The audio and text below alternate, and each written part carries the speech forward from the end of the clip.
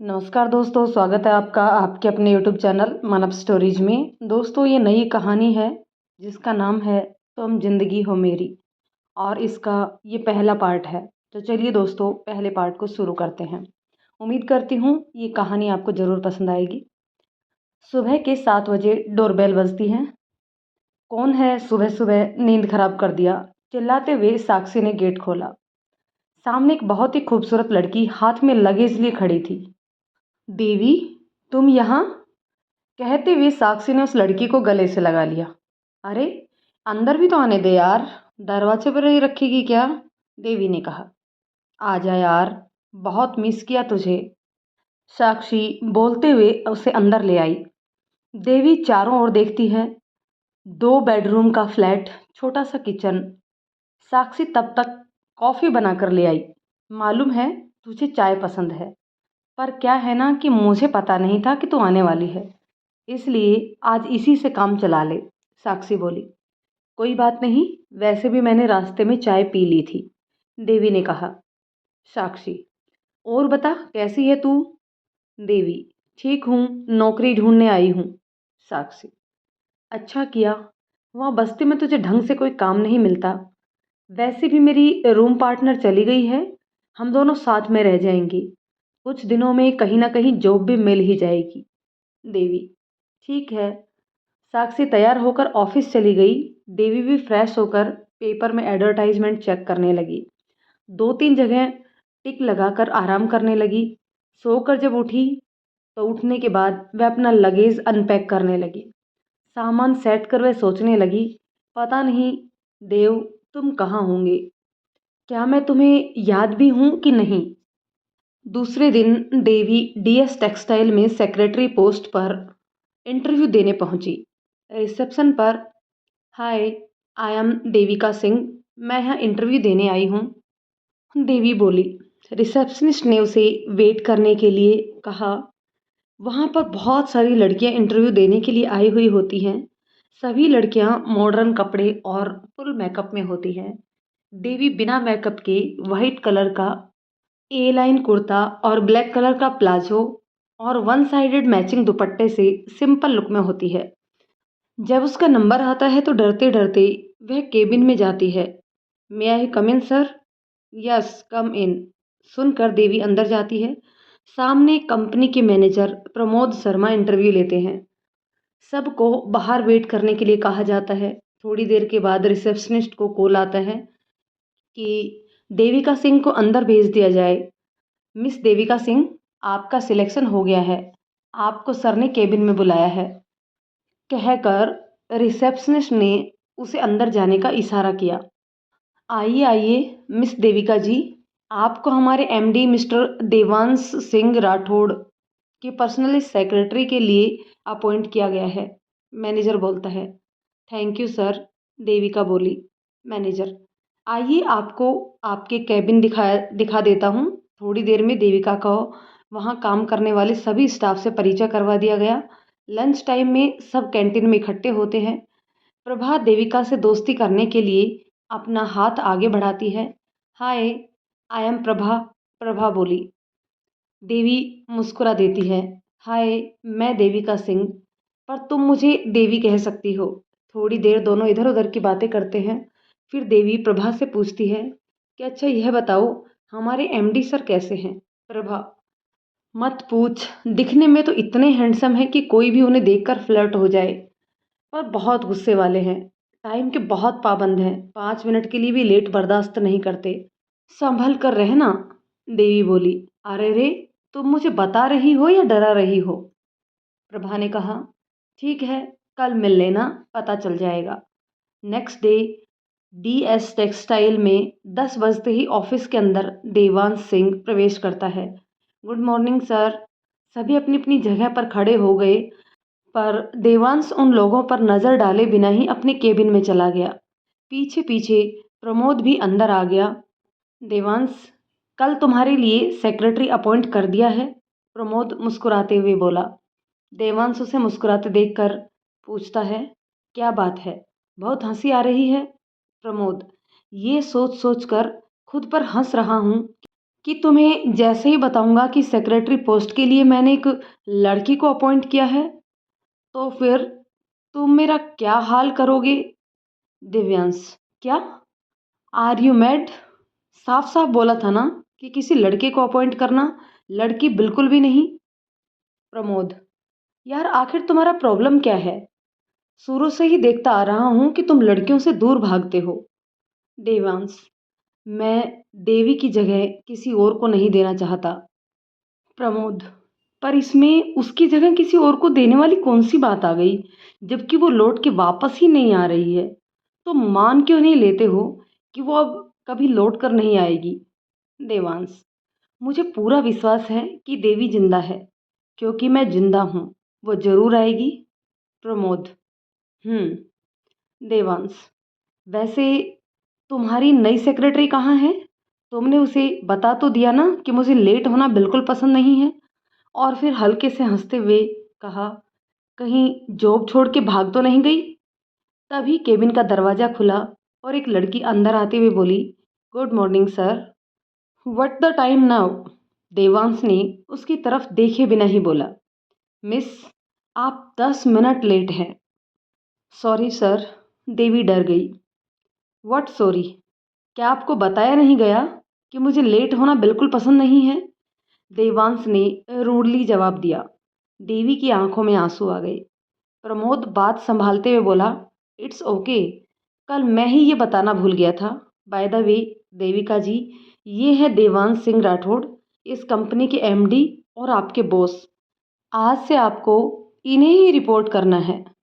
और देवांश की तरफ मुड़ते हुए कहा, देवांश, ये तुम्हारी नई सेक्रेटरी देविका सिंह है, कोई मिस नहीं।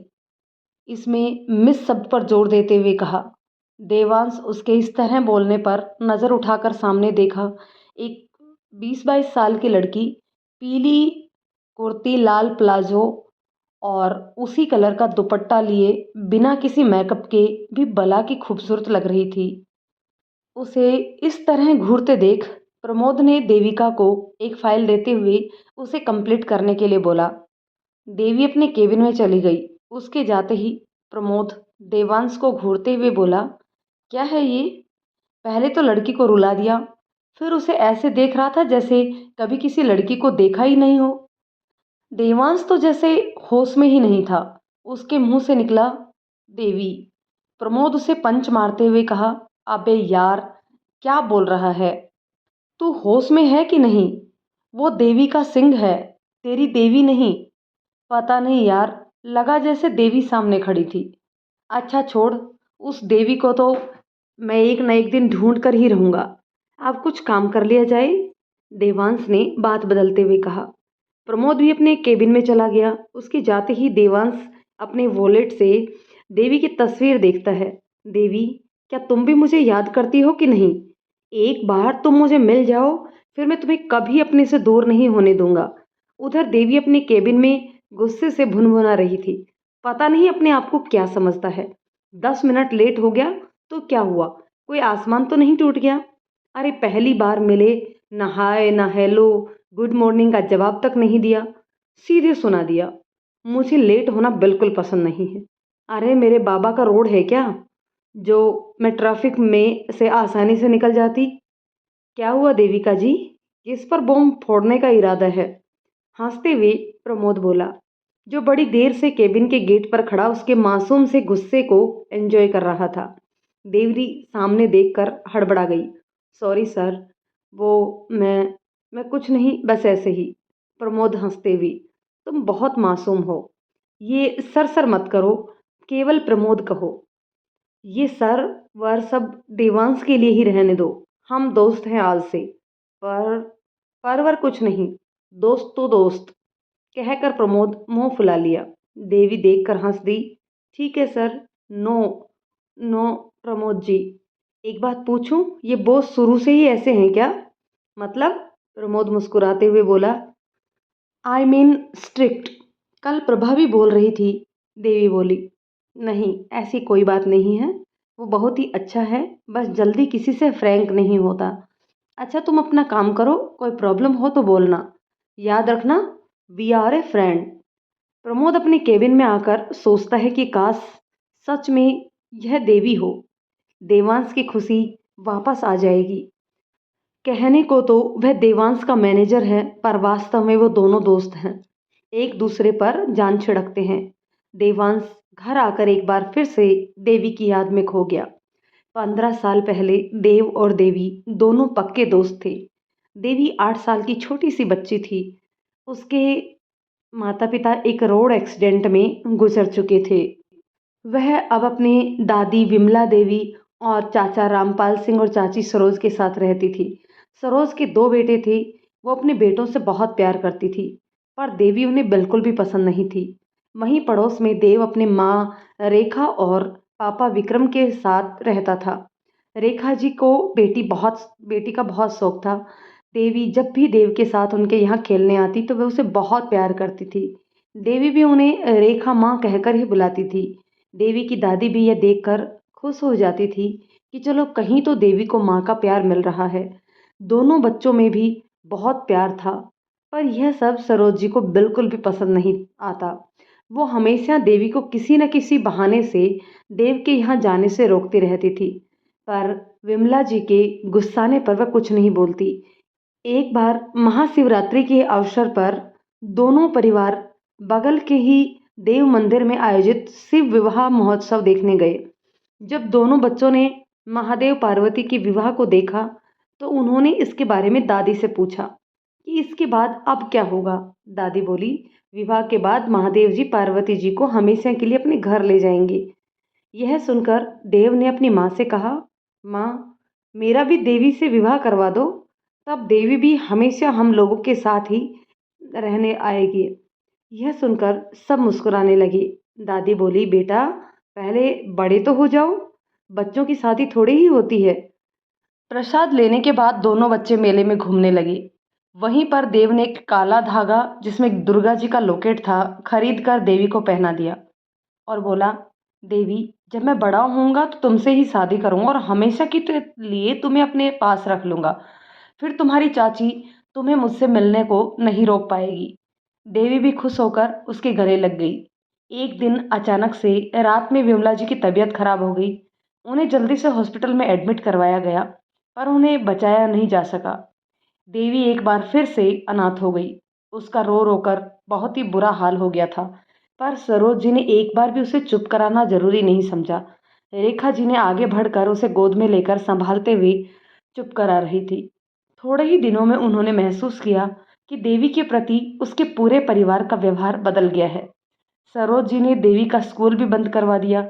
अब देवी मुश्किल से ही देव के साथ खेलने आ पाती थी। देव भी देवी से मिलने के लिए बहुत जिद करता था। रेखा जी उसे किसी तरह चुप करवा देती। रेखा जी और विक्रम जी ने कई बार इशारों में रामपाल जी को देवी को उन्हें दे देने की बात की, पर सरोज ने साफ मना कर दिया। एक बार सरोज जी को अपने भाई की शादी में सपरिवार अपने मायके जाना था।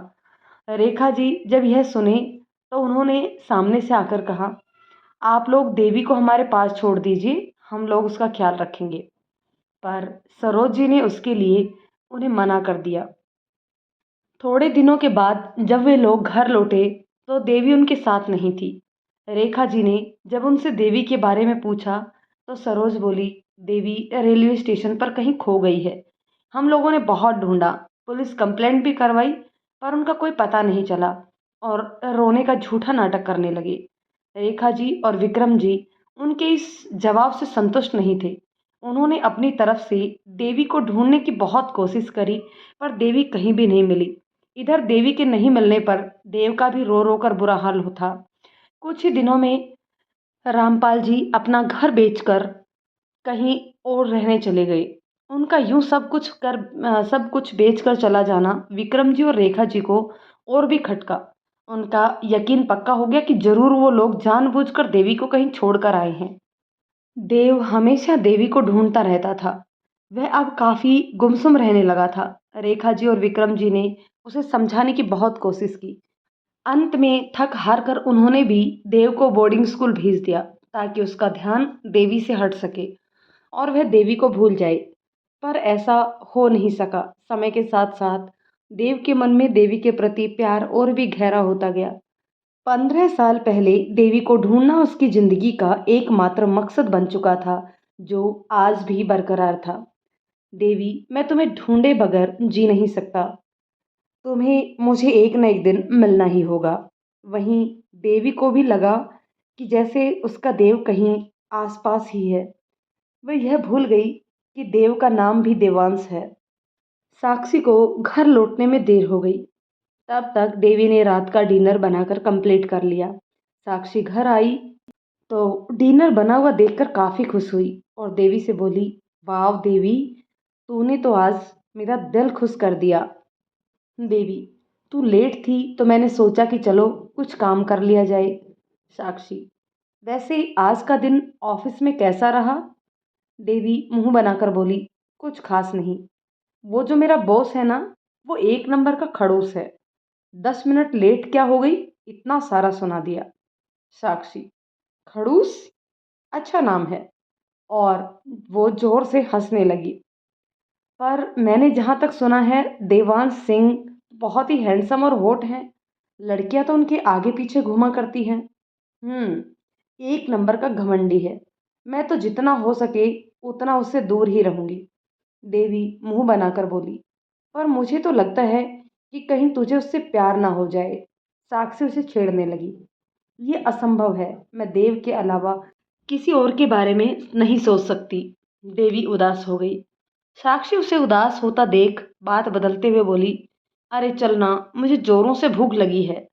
दोनों एक दूसरे को छेड़ते हुए खाना खाने के बाद सो गए। देवी भगवान से प्रार्थना करती है कि उसका बॉस से कम सामना हो, पर यह तो होने से रहा। आखिर वह देवांश की ही सेक्रेटरी है, तो उसका साथ तो रहना ही था। आज वह टाइम पर ऑफिस पहुंचती है। देवांश अभी तक नहीं आया होता, तो वो रिलैक्स फील करती है। थोड़ी देर बाद देवांश आता है और आते ही वह देवी को इंटरकॉम पर फोन करता है। मिस देविका सिंह, मिस्टर रघु वाला फाइल लेकर मेरे केबिन में आइए। देवी, भगवान बचा लेना मुझे इस खड़ूस से, बड़बड़ाते हुए देवांश के केबिन के गेट पर नॉक करती है। मे आई कम इन सर? देवांश, यस कम इन। देवी, गुड मॉर्निंग सर, ये रही फाइल। देवांश, ठीक है, अब आप जा सकती हैं और प्लीज़ मेरे लिए कॉफ़ी भिजवा दीजिएगा। देवी, ओके सर। देवांश अभी तक देवी को ठीक से देखा भी नहीं था, पर उसकी जाते ही उसे अजीब सी बेचैनी महसूस होने लगी। पता नहीं क्यों मैं इस लड़की से अपनापन महसूस करता हूँ। कौन है ये? लंच टाइम में देवी और प्रभा कैंटीन में मिलती हैं। प्रभा के साथ एक लड़का होता है। प्रभा, देवी, ये आदित्य है, मेरी बगल वाले डेस्क पर बैठता है। आदित्य, हाय देवी। देवी, हाय आदित्य। आदित्य, आप बहुत ही खूबसूरत हो। देवी हंसते हुए, शुक्रिया। सभी अपने अपने डेस्क पर वापस आ गए। प्रमोद आज ऑफिस नहीं आया। देवांश को आज भी एक जरूरी मीटिंग में जाना होता है। उसने प्रमोद को फ़ोन किया तो वह बोला, अब इसमें क्या प्रॉब्लम है? तेरी सेक्रेटरी है ना देविका, उसे लेके जा। देवांश, पर उसे कैसे ले जाऊं? प्रमोद, पर कुछ नहीं, अब उसे मुफ्त में तो पेमेंट नहीं कर सकते, काम तो लेना ही होगा ना। देवांश, अच्छा अच्छा, ठीक है। वह देवी को फ़ोन करता है। मिस, अभी हमें एक इम्पोर्टेंट मीटिंग के लिए जाना है। प्रमोद आज नहीं है तो आपको साथ चलना होगा। Devi, it's okay sir, I am ready. Devansh, मैं नीचे गाड़ी में इंतज़ार कर रहा हूँ, आप मिस्टर सिन्हा वाली फाइल लेकर आ जाइए। देवी, ठीक है सर। देवी नीचे आई तो देवांश ने उसे आगे बैठने के लिए बोला। देविका जी, आप आगे ही बैठ जाइए, मुझे मीटिंग के रिलेटेड कुछ डिस्कशन करना है। देवी, ओके सर। दोनों डिस्कस करते हुए होटल पहुंच गए। देवी, हम लोग तो मीटिंग के लिए आए थे ना, फिर होटल क्यों? Devansh, what you means? Of course हम मीटिंग के लिए ही आए हैं। तुमने क्या सोचा? एक मिनट, कहीं तुम ये तो नहीं सोच रही कि मैं तुम्हारे साथ? देवी, आप गलत समझ रहे हैं सर।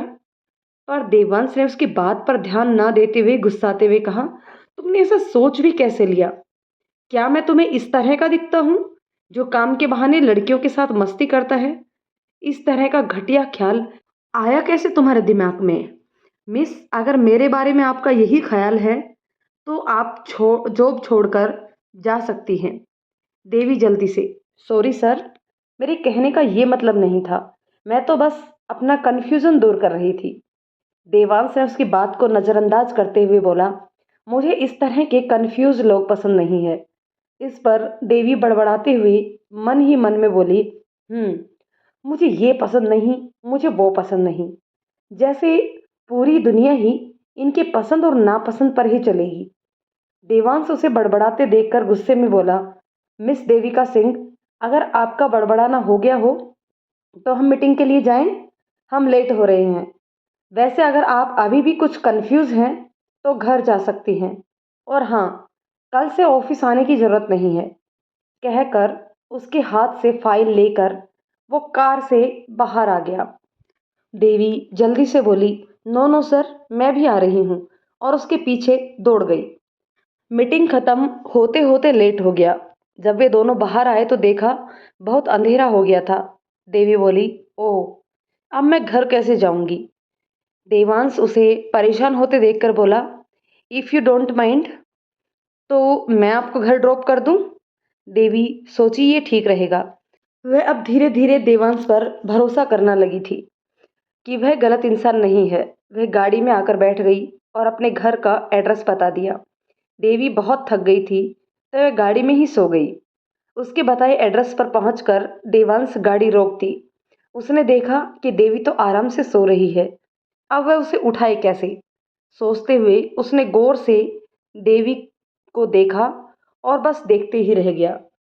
उसकी आंखें उसे अपनी देवी की याद दिलाने लगी। आखिर वही तो उसकी देवी थी। एक पल के लिए लगा कि समय ठहर जाए और वह बस उसे देखता ही रह जाए। आखिर कोई इतनी सुंदर कैसे हो सकती है, बिल्कुल डॉल जैसी। एकाएक उसे ख्याल आया कि वह देवी को भी डॉल ही कहता था।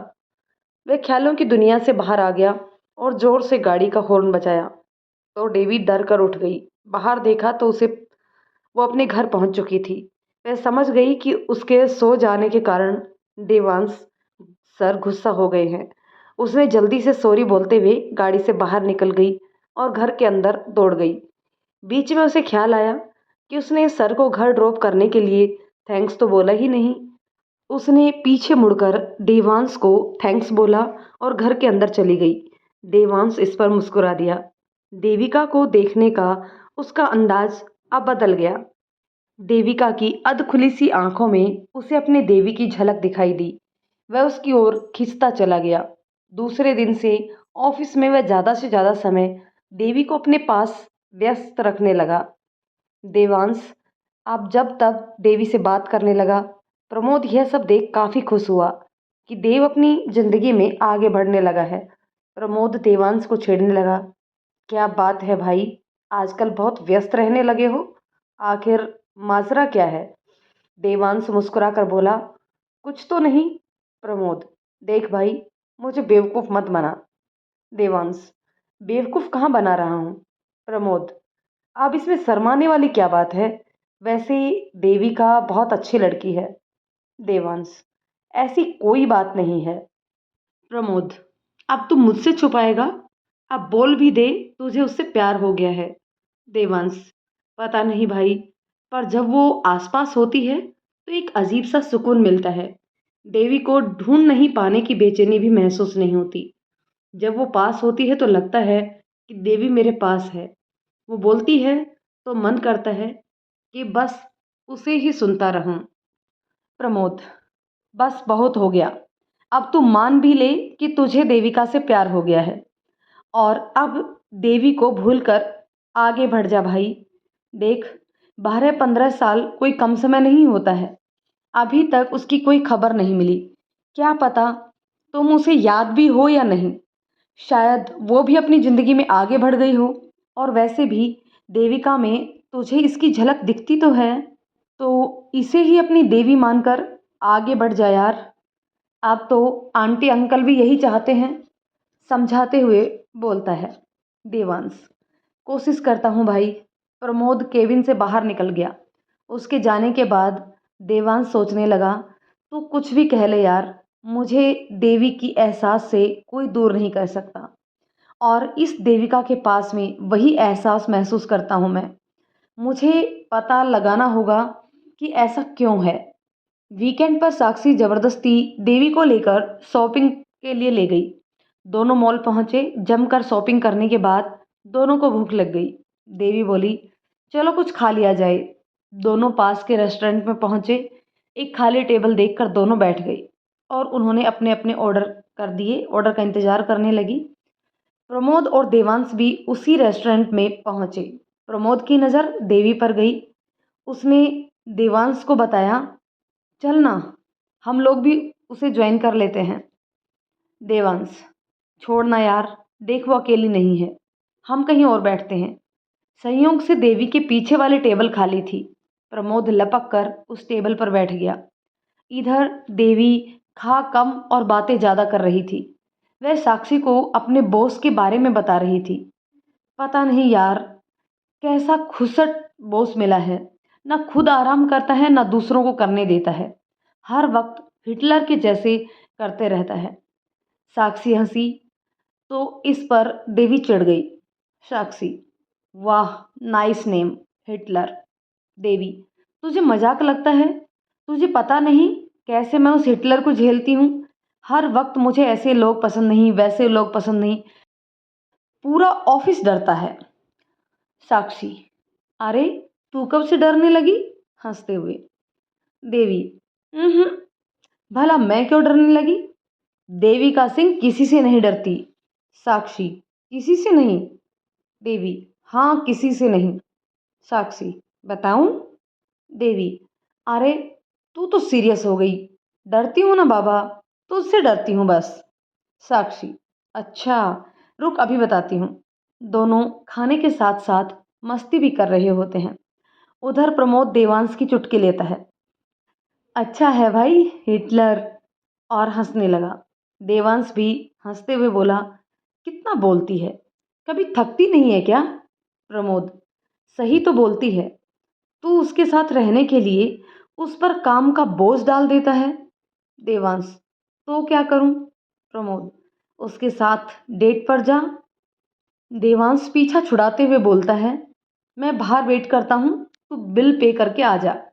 उधर देवी और साक्षी भी बाहर निकल आए। दोनों बाहर ऑटो का वेट कर रहे होते हैं। तभी प्रमोद बाहर आता है। उन दोनों को बाहर खड़ा देखकर उनसे कहता है, हाय देवी। देवी, हाय प्रमोद, आप यहाँ? प्रमोद, हाँ, आज वीकेंड है तो सोचा चलो कुछ मौज मस्ती कर ली जाए।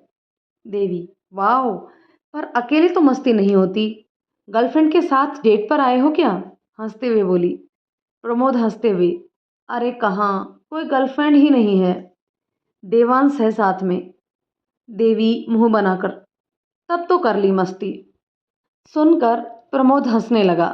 अरे तुम वैसे यहाँ क्या कर रही हो? साक्षी को देखते हुए प्रमोद ने पूछा।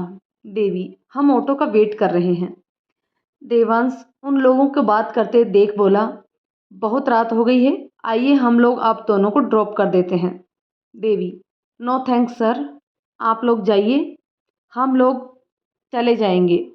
इस पर प्रमोद बोला, देविका, जिद मत करो, इतनी रात को आप दोनों का यहाँ अकेले रुकना सेफ नहीं है। अब तक कोई ऑटो नहीं मिलने के कारण साक्षी भी परेशान हो गई थी। इससे पहले देवी कुछ कहती, साक्षी जल्दी से बोली, ठीक है सर, आप लोग हमें ड्रॉप कर दें। साक्षी जल्दी से कार के पिछली सीट पर जाकर बैठ गई और बोली, देवी, अब जिद छोड़ दे और चल, लेट हो रहा है। देवांश को, जो कि ड्राइविंग सीट पर बैठा होता है, देवी नाम सुनकर चौंक जाता है। एक मिनट, अभी आपने क्या नाम लिया? साक्षी, देवी, पर क्यों सर? प्रमोद भी देवी नाम पर चौंक गया। देवांश, पर इनका नाम तो देविका सिंह है। साक्षी, जी हाँ सर, पर देवी इनका निकनेम है। उस समय देवी गाड़ी में बैठ रही होती है। देवी नाम पर उन लोगों को चौंकते हुए देख धीरे से साक्षी को कहती है, आप देखना बोलेंगे, मुझे देवी नाम के लोग बिल्कुल पसंद नहीं है। साक्षी बोलती है, चुप, तुझे तो हर समय मजाक ही सूझता है। देवी को धीरे बोलते प्रमोद भी सुन लेता है। वह क्या है ना देविका जी, देवांश को देवी नाम बहुत पसंद है और हंसने लगता है। अब तो मैं भी आपको देवी ही बोलूँगा। देवांश भी मुस्कुरा देता है। देवी गुस्से से साक्षी की ओर देखती है। आगे एक स्वीट शॉप देख कर साक्षी कह रही है, प्लीज़ सर, थोड़ा गाड़ी रोकेंगे? प्रमोद, क्यों, क्या हुआ? साक्षी, वह मुझे ना कुछ लेना है। देवांश, इट्स ओके, और गाड़ी रोक देता है। देवी स्वीट शॉप को देखकर समझ जाती है और साक्षी से बोलती है, अभी छोड़ दे साक्षी, बाद में ले लेना। साक्षी, बस 5 मिनट, और चली गई। उसने स्वीट शॉप से जलेबी ली और फिर वापस गाड़ी में आकर बैठ गई। अरे, रात मुझे सोना भी है, क्योंकि सुबह ऑफिस तो नहीं जाना पर उठना तो है। थोड़ी देर बाद साक्षी का घर आ जाता है और वो दोनों उतरने लगती हैं। तो प्रमोद पूछता है, साक्षी जी, एक बात पूछी, यह स्वीट शॉप और नींद का क्या कनेक्शन है? साक्षी, वह क्या है ना सर, ये जलेबी देवी को बहुत पसंद है, गुस्सा उतारने की दवा है, वरना आज ये पूरी रात बोल बोल के मुझे सोने नहीं देती। यह सुनकर देवांश को याद आता है कि उसकी देवी को भी जलेबी बहुत पसंद थी। वह पुरानी यादों में खो जाता है। देव, देवी, जब तुम्हें गुस्सा आता है तो जलेबी क्यों खाती हो? देवी, देव, मुझे जलेबी बहुत पसंद है, इससे मेरा गुस्सा छूमंतर हो जाता है। प्रमोद उन दोनों को बाय एंड गुड नाइट बोलता है। तभी उसका ध्यान देव पर जाता है जो कहीं खोया हुआ लगता है। देव, क्या हुआ तुम्हें? देवांश, हम्म, कुछ नहीं। प्रमोद, मैंने तुम्हें बोला था ना, देविका को देखकर मुझे देवी का एहसास होता है। प्रमोद, हाँ तो यह भी तो हो सकता है कि यह तुम्हारी वाली देवी ना हो। दुनिया में देवी नाम के बहुत सारे लोग हो सकते हैं। देवांश, तुमने गौर नहीं किया, उसकी आदतें भी देवी से मिलती हैं। मेरी देवी को भी जलेबी बहुत पसंद थी। जब उसे गुस्सा आता तो जलेबी खिलाकर मैं उसे मना लेता था। प्रमोद, हाँ, ये तो सोचने वाली बात है, पर पता कैसे किया जाए कि यह वही देवी है कि नहीं? देवांश भी उदास हो जाता है। प्रमोद, अच्छा, अभी घर चलते हैं, इस पर कल बात करेंगे। दोनों अपने अपने घर चले जाते हैं। उधर प्रमोद साक्षी को के बारे में सोचता है, उसे साक्षी पसंद आ जाती है। इधर देवांश देवी की याद में खो जाता है। मुझे पक्का यकीन है कि तुम मेरी ही देवी हो। प्रमोद को आज ऑफिस पहुंचने की जल्दी रहती है। उसे बार बार साक्षी का हंसी चेहरा याद आता है। ऑफिस पहुंचकर वह बहुत ही बेसब्री से देवी का इंतजार कर रहा था। उसे बेचैनी से केबिन में चक्कर काटते देख देवांश को हंसी आ जाती है। वाह बेटा, लगता है आज ही तू पता कर लेगा कि देविका ही मेरी वाली देवी है। प्रमोद, कैसा दोस्त है रे तू। मैं आज तेरे लिए नहीं, अपने लिए देवी का वेट कर रहा हूँ। देवांश, मतलब? प्रमोद, यस भाई, आई एम इन लव। मैं आज ही उसे अपने दिल की बात कह देना चाहता हूँ। देवांश का दिल बैठ जाता है। वह गलत समझ लेता है। उसे लगा कि प्रमोद देवी के बारे में बोल रहा है। इधर प्रमोद अपनी ही धुन में बोल रहा था, रियली, आई लव साक्षी। इतना सुनते ही देवांश ने चैन की सांस ली। देवांश उसे छेड़ने लगा, क्या बात है भाई, देवी के साथ मेरी सेटिंग कराते कराते अपनी सेटिंग कर ली। हाय, मेरा अब क्या होगा? नकली आंसू बहाते हुए बोला प्रमोद। देवी का असर पड़ गया है। अबे साले, साक्षी और मेरी लव स्टोरी शुरू हो जाने दे। मैं और तेरी भाभी मिलकर तुम्हारा भी इंतजाम कर देंगे। देवांश, 1 मिनट, ये भाभी कौन है? उस पर हंसते हुए बोला, लगता है तुमने दूर तक का सोच लिया है। प्रमोद, और कौन? साक्षी। देवांश, प्रमोद मुंह बनाकर बोला, तो क्या, मैंने तो बच्चे तक का नाम भी सोच लिया है। तभी प्रमोद का फ़ोन बजता है। वह फ़ोन उठाकर कुछ बात करता है। फिर देवांश को कुछ अर्जेंट काम याद आ जाता है। देवांश थोड़ी देर में आता हूँ कहकर चला गया। इधर देवांश भी देवी को लेट देखकर परेशान हो गया। वह कुछ सोचकर बाहर निकल आया। तभी देवी, जो कि लेट होने के कारण जल्दी में थी, सामने से आ रहे देवांश से टकरा गई। वह गिरने ही वाली थी कि देव ने उसे थाम लिया। देव का एक हाथ देवी की कमर पर था। देवी भी डर से आंखें बंद किए अपने दोनों हाथों से उसके कंधे पकड़ ली। देवांश की नज़र जब देवी के चेहरे पर गई तो वह उसमें खो सा गया। दोनों के दिल की धड़कनें तेज होने लगी। देवी को अपने चेहरे पर देव के सांसों की गर्मी महसूस हुई। दोनों ही कुछ पल के लिए सब कुछ भूल गए। अचानक से देवी को होश आया तो वह जल्दी से अपने आप को छुड़ाते हुए सॉरी बोलकर अपने केबिन में चली गई। थोड़ी देर बाद देव भी अपने केबिन में चला गया। रह रह कर उसका ध्यान बार बार देवी की ओर चला जाता। डर कर देवी का आंखें बंद कर लेना उसकी धड़कनों के शोर को और बढ़ा रहा था।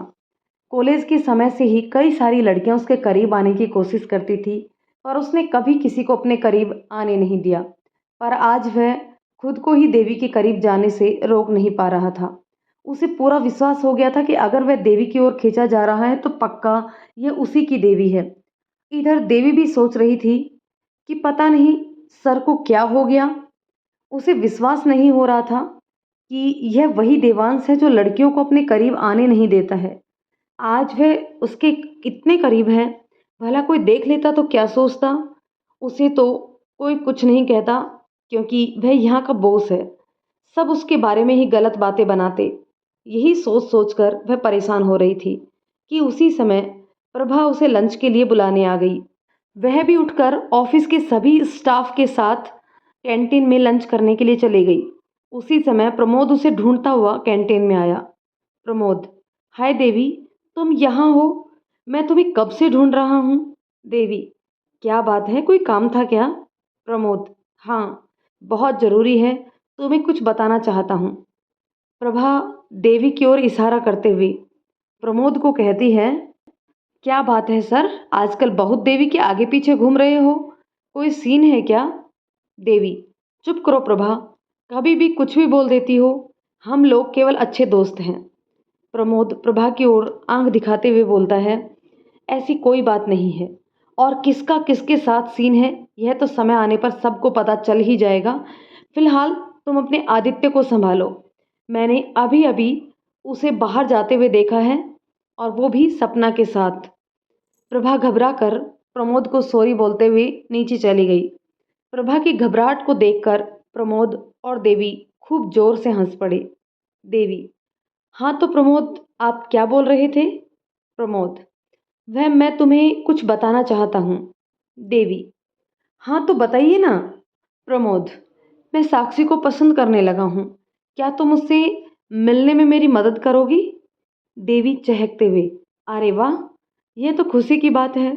भला मैं आपको इसमें आपकी क्यों नहीं मदद करूँगी, जरूर करूँगी। Pramod, thank you. Devi, mention note जीजाजी। एक आंख बंद करते हुए कहती है। जीजाजी शब्द सुनकर प्रमोद भी शर्मा जाता है। देवी, अरे वाह प्रमोद जी, आप तो बिल्कुल लड़कियों की तरह शर्माते हैं। चलिए अच्छी बात है, साक्षी तो बिल्कुल नहीं शर्माती। आप ही शर्मा के हिसाब बराबर कर दीजिएगा। प्रमोद, अब मेरी टांग खींचना हो गया हो तो कुछ साक्षी के साथ मेरी डेट पर जाने का जुगाड़ भिड़वाओ यार। देवी हंसते हुए, जो हुक्म जीजाजी। आज शाम को हम लोग जुहू चौपाटी जाने वाले हैं। मेरे हिसाब से समझदार लोगों के लिए इतना इशारा ही काफ़ी है। कहकर हंसते हुए वह अपनी केबिन की ओर चली गई।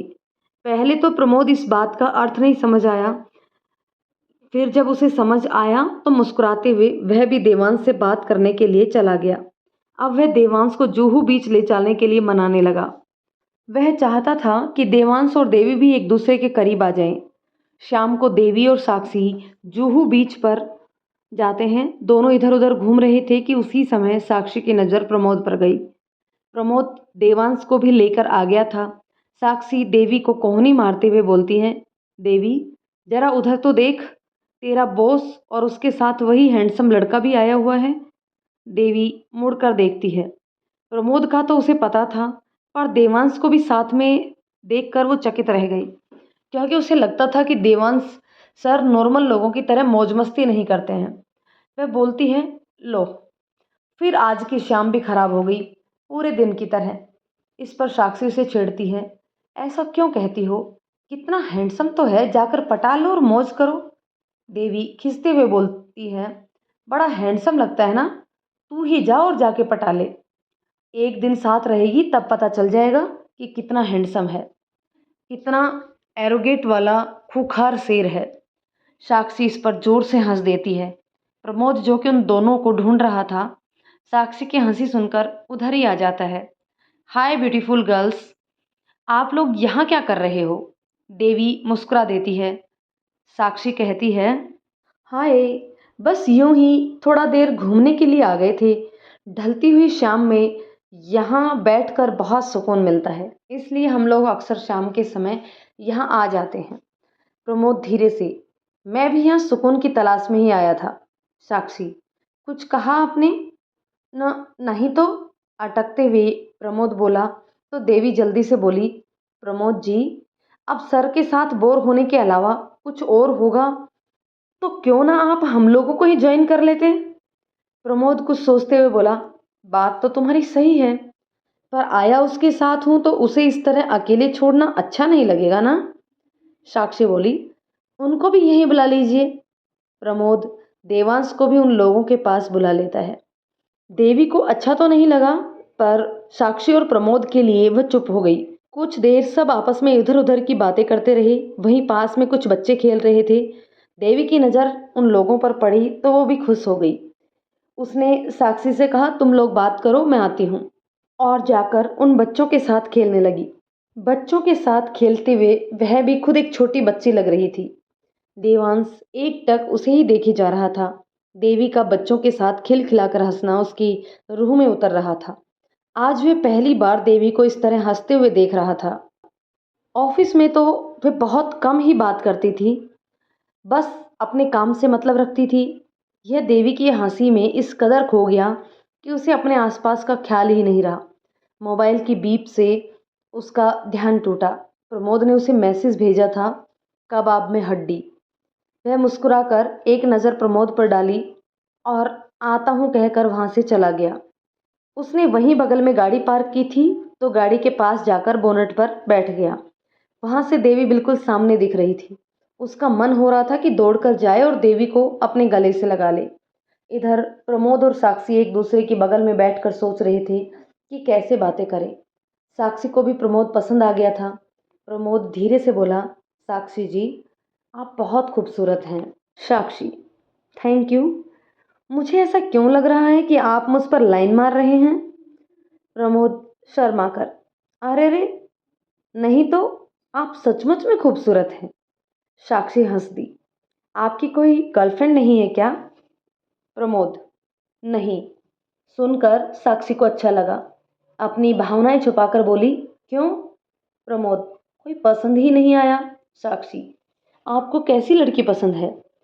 प्रमोद मन में बोला, हमें तो आप पसंद है। साक्षी को देखते हुए बोला, जिंदा दिल जो हर पल को खुलकर जिए। साक्षी सुनकर खुश हो गई। वह भी तो वैसी ही थी। प्रमोद बहुत प्यार से उसे देख रहा था। जब वह उसकी नज़रों की तपीस को बर्दाश्त नहीं कर सकी तो बात बदल दी। उसकी नज़र सामने देवी पर गई जो बच्चों के साथ खेलने में मस्त थी। प्रमोद भी सामने देखने लगा। वाव, देवी तो बिल्कुल बच्ची जैसी लग रही है। साक्षी, हाँ, यहाँ आकर ही तो उसे खुलकर हंसते देख पाती हूँ, इसीलिए उसे अक्सर यहाँ ले आती हूँ। प्रमोद, देवी सच में बहुत मासूम और प्यारी लड़की है, पर किसी से ज़्यादा बात नहीं करती है। साक्षी, हाँ, बहुत मासूम है। प्रमोद, इनके फैमिली वाले कहाँ रहते हैं? Sakshi, she has no family, she is a orphan. What?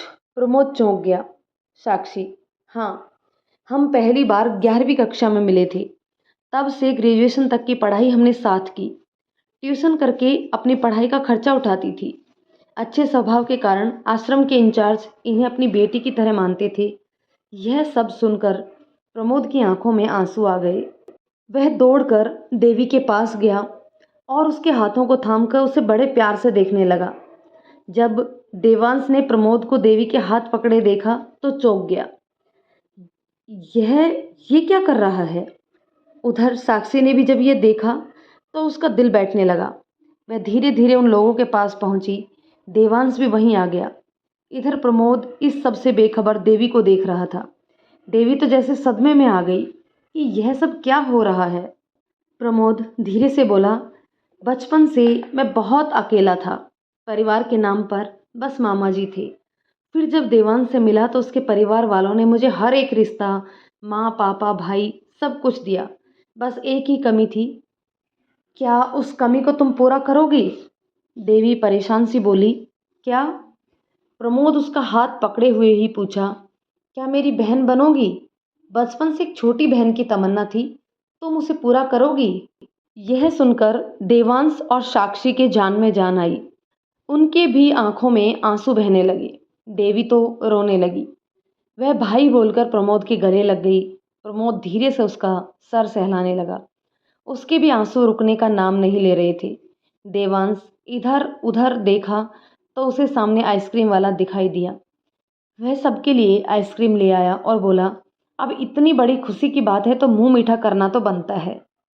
यह सुनकर देवी को हंसी आ गई। उसने धीरे से प्रमोद से बोला, भाई आज तो हिटलर भी नॉर्मल लोगों की तरह बिहेव कर रहे हैं। प्रमोद सुनकर हंस दिया। चुप पगली, देवांश दिल का बहुत अच्छा है। सभी आइसक्रीम खाने लगे। साक्षी प्रमोद को थैंक्स बोली कि आपने मेरी देवी को आज बहुत बड़ी खुशी दी है।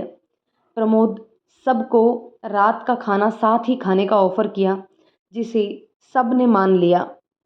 देवी प्रमोद को धीरे से पूछी, भाई आपने साक्षी को प्रपोज किया कि नहीं? प्रमोद नहीं में सिर हिला देता है। देवी, ओफो भाई, आप भी ना। आप कहें तो आपकी तरफ से मैं ही प्रपोज कर दूं? प्रमोद हंस दिया। नहीं नहीं, अगले वीक मेरा बर्थडे है, उसमें करूँगा।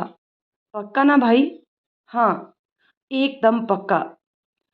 साक्षी उन दोनों की बातों में खोए हुए देख थोड़ा जोर से बोली, अरे दोनों नए नए भाई बहन बात से ही पेट भर लोगे क्या? मुझे बड़ी जोर से भूख लग रही है। उसकी बात सुनकर सब हंस पड़े। रेस्टोरेंट में खाना खाने के बाद देवांश और प्रमोद ने देवी और साक्षी को उनके घर ड्रॉप कर दिया। उनके घर जाने के बाद देवांश प्रमोद को धक्याते हुए बोला, अबे साले, आज तो तू मेरी जान ही निकाल देता। प्रमोद रूठने का नाटक करते हुए कहा, तुझे मुझ पर विश्वास नहीं है क्या? मैं सब कुछ जानते हुए भला ऐसे कैसे कर सकता हूँ? देवांश, वैसे आखिर बात क्या थी जिससे अचानक तूने उसे अपनी बहन बना लिया? प्रमोद, पता नहीं भाई, पर जब साक्षी ने बताया कि देवी अनाथ आश्रम में रहती थी तो मेरा दिल भर आया और सब कुछ अपने आप हो गया। भाई मेरी तरह उसका भी कोई नहीं है। देवांश प्रमोद को गले लगाते हुए बोला, तुझे बार बार बोलता हूं ना कि तू अकेला नहीं है, मेरा पूरा परिवार तेरा है। हाँ, और अब तो मेरी छोटी बहन भी आ गई है। हाँ, और इसके लिए मुझे तुम पर बहुत गर्व है। उधर अपने फ्लैट पर देवी भी बहुत खुश थी। साक्षी को भी यह सब बहुत अच्छा लग रहा था। देवी, प्रमोद जी कितने अच्छे हैं ना? देवी, हाँ भाई, सच में बहुत अच्छे हैं। ऑफिस के पहले दिन से ही मेरी बहुत हेल्प करते थे। फिर अचानक से उसे कुछ ख्याल आया तो वह साक्षी से पूछ बैठी, अच्छा साक्षी, तुझे मेरा भाई कितना पसंद आया?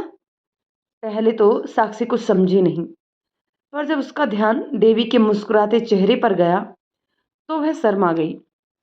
देवी, अरे वाह साक्षी, आज तुझे मैं पहली बार शर्माते हुए देख रही हूँ। मतलब कि तुझे प्रमोद भाई पसंद है। वह खुशी से नाचने लगी। साक्षी अपने रूम में चली गई। प्रमोद के बर्थडे वाले दिन देवी चिल्लाते हुए, अरे साक्षी कितना तैयार हो रही हो, आज भाई का बर्थडे है, तुम्हारा नहीं। साक्षी, बस 5 मिनट और। साक्षी जब तैयार होकर बाहर आई तो देवी उसे देखते ही रह जाती है। रेड कलर की इवनिंग गाउन में वो बहुत ही खूबसूरत लग रही थी। देवी, अरे वाह, आज तो तुम भाई को प्रपोज कर ही देना। वैसे भी आज तो सब पर बिजलियां गिरने वाली हैं। साक्षी, तू भी ना देवी, मैं यहाँ परेशान हूँ और तुझे मजाक सूझ रहा है। पता नहीं प्रमोद मुझे हाँ कहेगा भी कि नहीं। देवी मन ही मन खुश होते हुए, आग दोनों तरफ बराबर लगी है, बस आज दोनों अपने दिल की बात एक दूसरे को बता दे। साक्षी, अब तुझे क्या हुआ? अभी तो चिल्ला रही थी कि देर हो रही है, देर हो रही है। अब क्या हुआ? अब देर नहीं हो रही? देवी, हाँ, चल रही हूँ।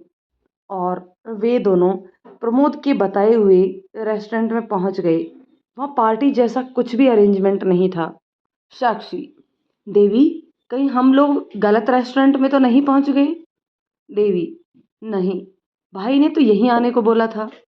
साक्षी, पर यहाँ तो पार्टी जैसा कुछ भी नहीं है। देवी, तू रुक, मैं फोन करके पूछती हूँ। तभी उन्हें सामने से प्रमोद और देवांश आते दिखाई दिए। क्या भाई, हमें बुलाकर खुद गायब हो? प्रमोद, ओह सॉरी, ट्रैफिक की वजह से हम लेट हो गए। देवी, कोई बात नहीं, हैप्पी बर्थडे भाई। प्रमोद, थैंक्स। थैंक्स तो मुझे कहना है भाई आपको। आज आपकी वजह से मुझे मेरे भाई का बर्थडे सेलिब्रेट करने का अवसर मिला है। कहते हुए देवी की आंखों में पानी आ गया। प्रमोद उसे साइड हग करके उसके सर पर प्यार से सहलाता है। मुझे भी मेरी बहन मिल गई है ना। अगर आप दोनों का भरत मिलाप हो गया हो तो जरा हमें भी मौका दिया जाए। माहौल को हल्का करने के लिए साक्षी चिल्लाकर बोली। इस पर सभी हंस दिए। हैप्पी बर्थडे प्रमोद जी, कहते हुए साक्षी अपना लाया हुआ गिफ्ट प्रमोद को दे देती है। वैसे यहाँ पार्टी जैसा तो कुछ भी नहीं है। कहीं आपने हमें यूं ही तो नहीं बुला लिया? इस पर प्रमोद बोला कि मेरा कोई दोस्त नहीं है देवांश के अलावा, इसलिए मैं आज का दिन इसी के साथ सेलिब्रेट कर लेता हूँ। इस बार आप लोग भी मेरे दोस्तों में शामिल हैं, तो हम सब मिलकर सेलिब्रेट करते हैं। वे चारों वहाँ से पहले से बुक किए गए टेबल की ओर चले गए। वेटर वहाँ आकर टेबल पर देवांश द्वारा ऑर्डर किया हुआ केक रख गया। प्रमोद ने केक काटा और पहले देवी को खिलाया। सॉरी देव, इस पर अब देवी का हक है।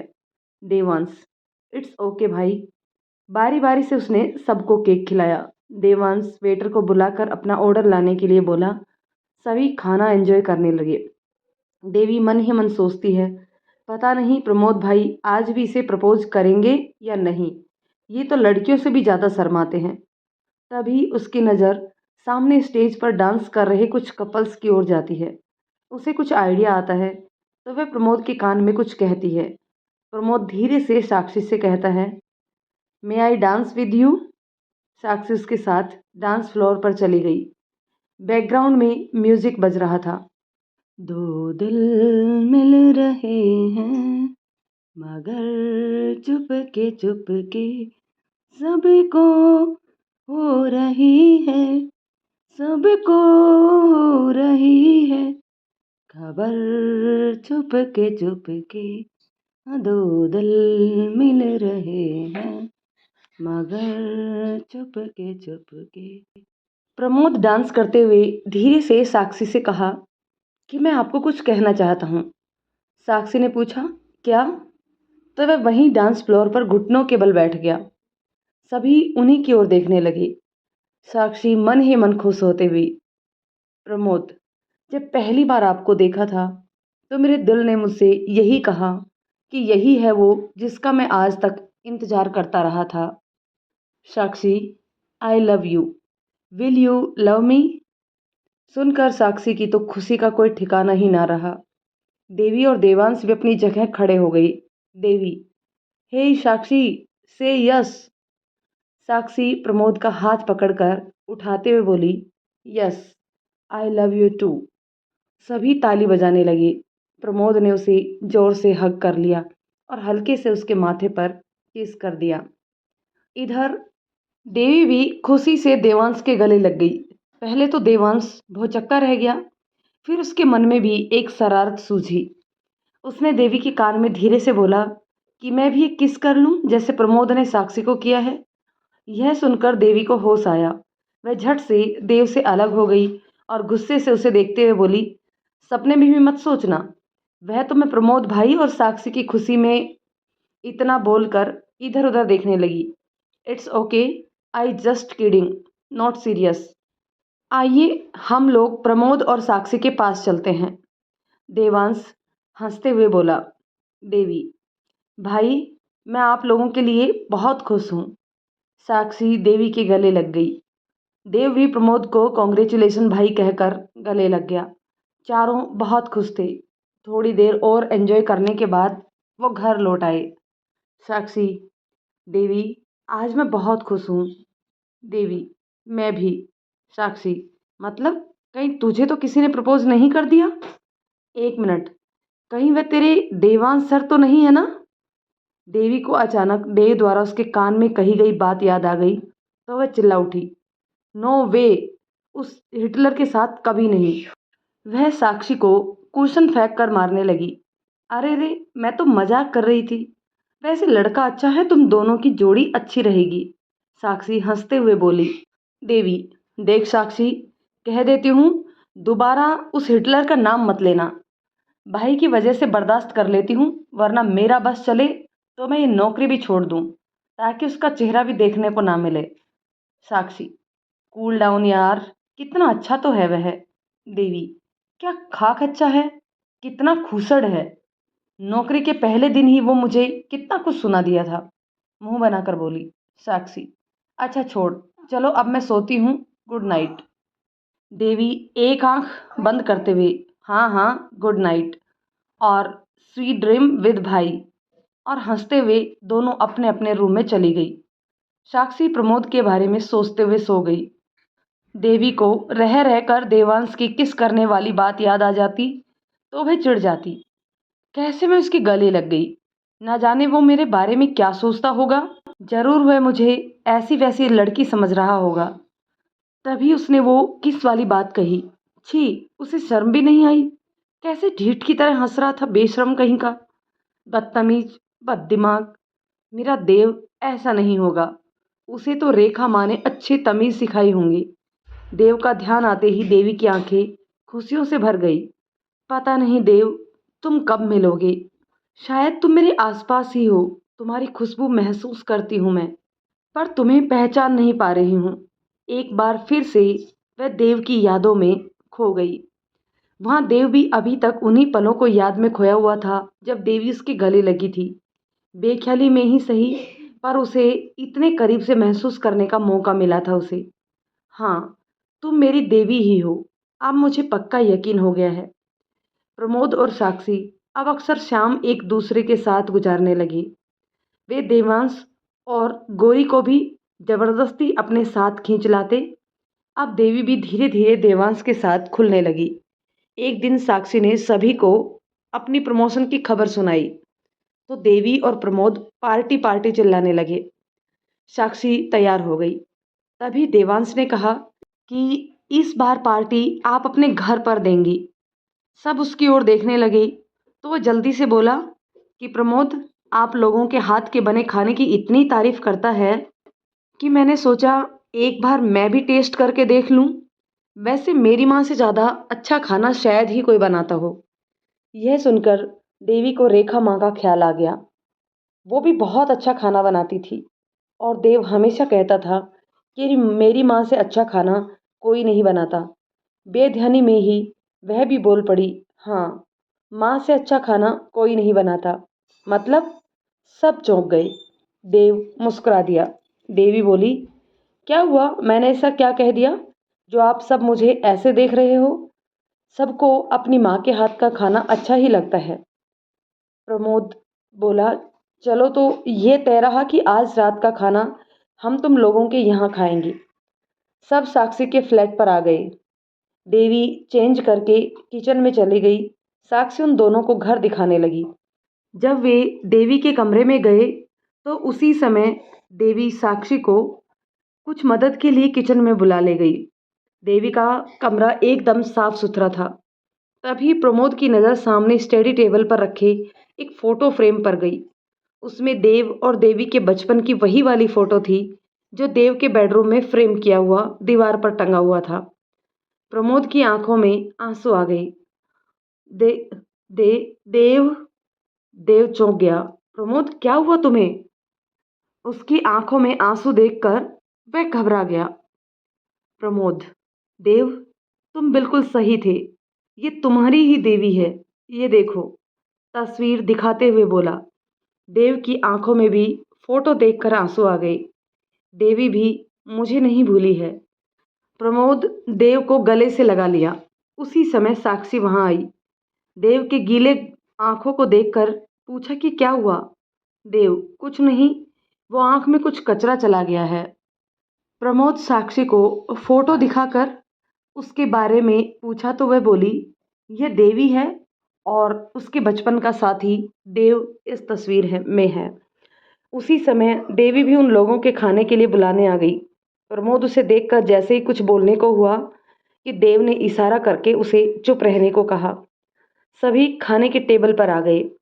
खाना सचमुच में बहुत ही अच्छा बना था। प्रमोद और देव देवी की तारीफ करने लगे। खाने के साथ साथ वह आपस में मस्ती भी कर रहे थे। प्रमोद, अगली पार्टी कौन दे रहा है? वैसे कायदे से तो देव को अगली पार्टी देनी चाहिए। देव की ओर एक आंख मार के देखा। देव को लगा कि कहीं प्रमोद सबको बोल ना दे। वह इशारे से उसे मना करने लगा। साक्षी, प्रमोद जी, आपने ऐसा क्यों कहा? क्या कोई खास बात है क्या? देवी भी प्रमोद को देखने लगी। देव भी प्रमोद को गुस्से में घूर रहा था। अरे, सब मुझे ऐसे क्यों देख रहे हो? प्रमोद बोला। साक्षी, आप बोलोगे भी कि क्या बात है? प्रमोद देव की ओर मुस्कुराते हुए देखकर बोला, वो बात यह है कि देव का कुछ खोया हुआ था जो अब मिल गया है। वो मैंने सोचा देव को भी पार्टी देनी चाहिए। देव को चैन मिला। सब अब देव की पार्टी देने के लिए बोलने लगे। देव ने कहा, ठीक है, नेक्स्ट संडे को पार्टी डन। अगले दिन ऑफिस में देवी देव के केबिन में आई। सर, आज मिस्टर रस्तोगी के साथ आपकी मीटिंग है। देव, ओके मिस देविका जी, लंच टाइम के बाद आप रेडी रहिएगा। देवी, सॉरी सर, मैं आपके साथ इस मीटिंग में नहीं आ सकती। देव, नहीं आ सकती मतलब? देवी, सर वो मीटिंग लोनावाला में है और लौटते हुए काफ़ी देर हो जाएगी तो। Dev, miss, are you know you are my personal secretary और इस नाते आपको हर मीटिंग में मेरे साथ रहना है। और जहाँ तक लेट होने की बात है तो मैं आपको आपके घर पर ड्रॉप कर दूंगा। देवी, पर सर। देव, नो परवर, आप मीटिंग के सारे पेपर रेडी कीजिए। देवी, ओके सर, कहकर जाने लगी तो देव उसे बोला, मिस देविका जी, क्या मैं भी आपको देवी बोल सकता हूँ? देवी, ठीक है सर। देवी साक्षी को फ़ोन करके मीटिंग वाली बात बता देती है तो साक्षी ने कहा, देखो देवी, नौकरी में तो ये मीटिंग वगैरह चलती ही रहती हैं। देवी, पर इतनी दूर, वो भी सर के साथ अकेले, लेट हो जाएंगे तो। साक्षी, तो क्या हुआ? देवांश ने बोला है ना कि वो तुझे घर ड्रॉप कर देंगे। देवी, फिर भी वह परेशान थी देव के साथ अकेले इतनी दूर जाने के लिए। साक्षी, देख देवी, मैंने अभी तक देवांश को जितना जाना है उस हिसाब से वह बहुत ही अच्छा लड़का है। You can trust him.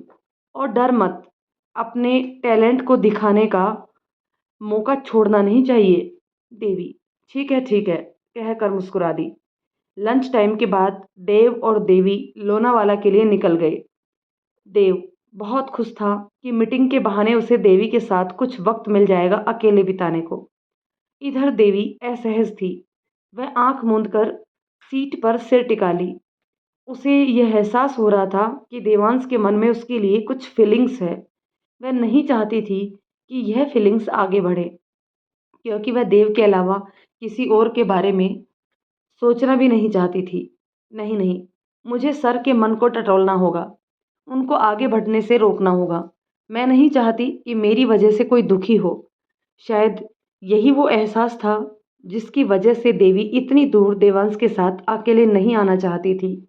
Devansh और देवी मीटिंग में पहुंचे। देव ने देवी को प्रेजेंटेशन देने के लिए बोला। पहले तो देवी ने मना कर दिया, फिर देव के समझाने पर उसने प्रेजेंटेशन दिया जिससे सारे क्लाइंट खुश हो गए। सब ने देवी को कॉन्ग्रेचुलेट्स किया।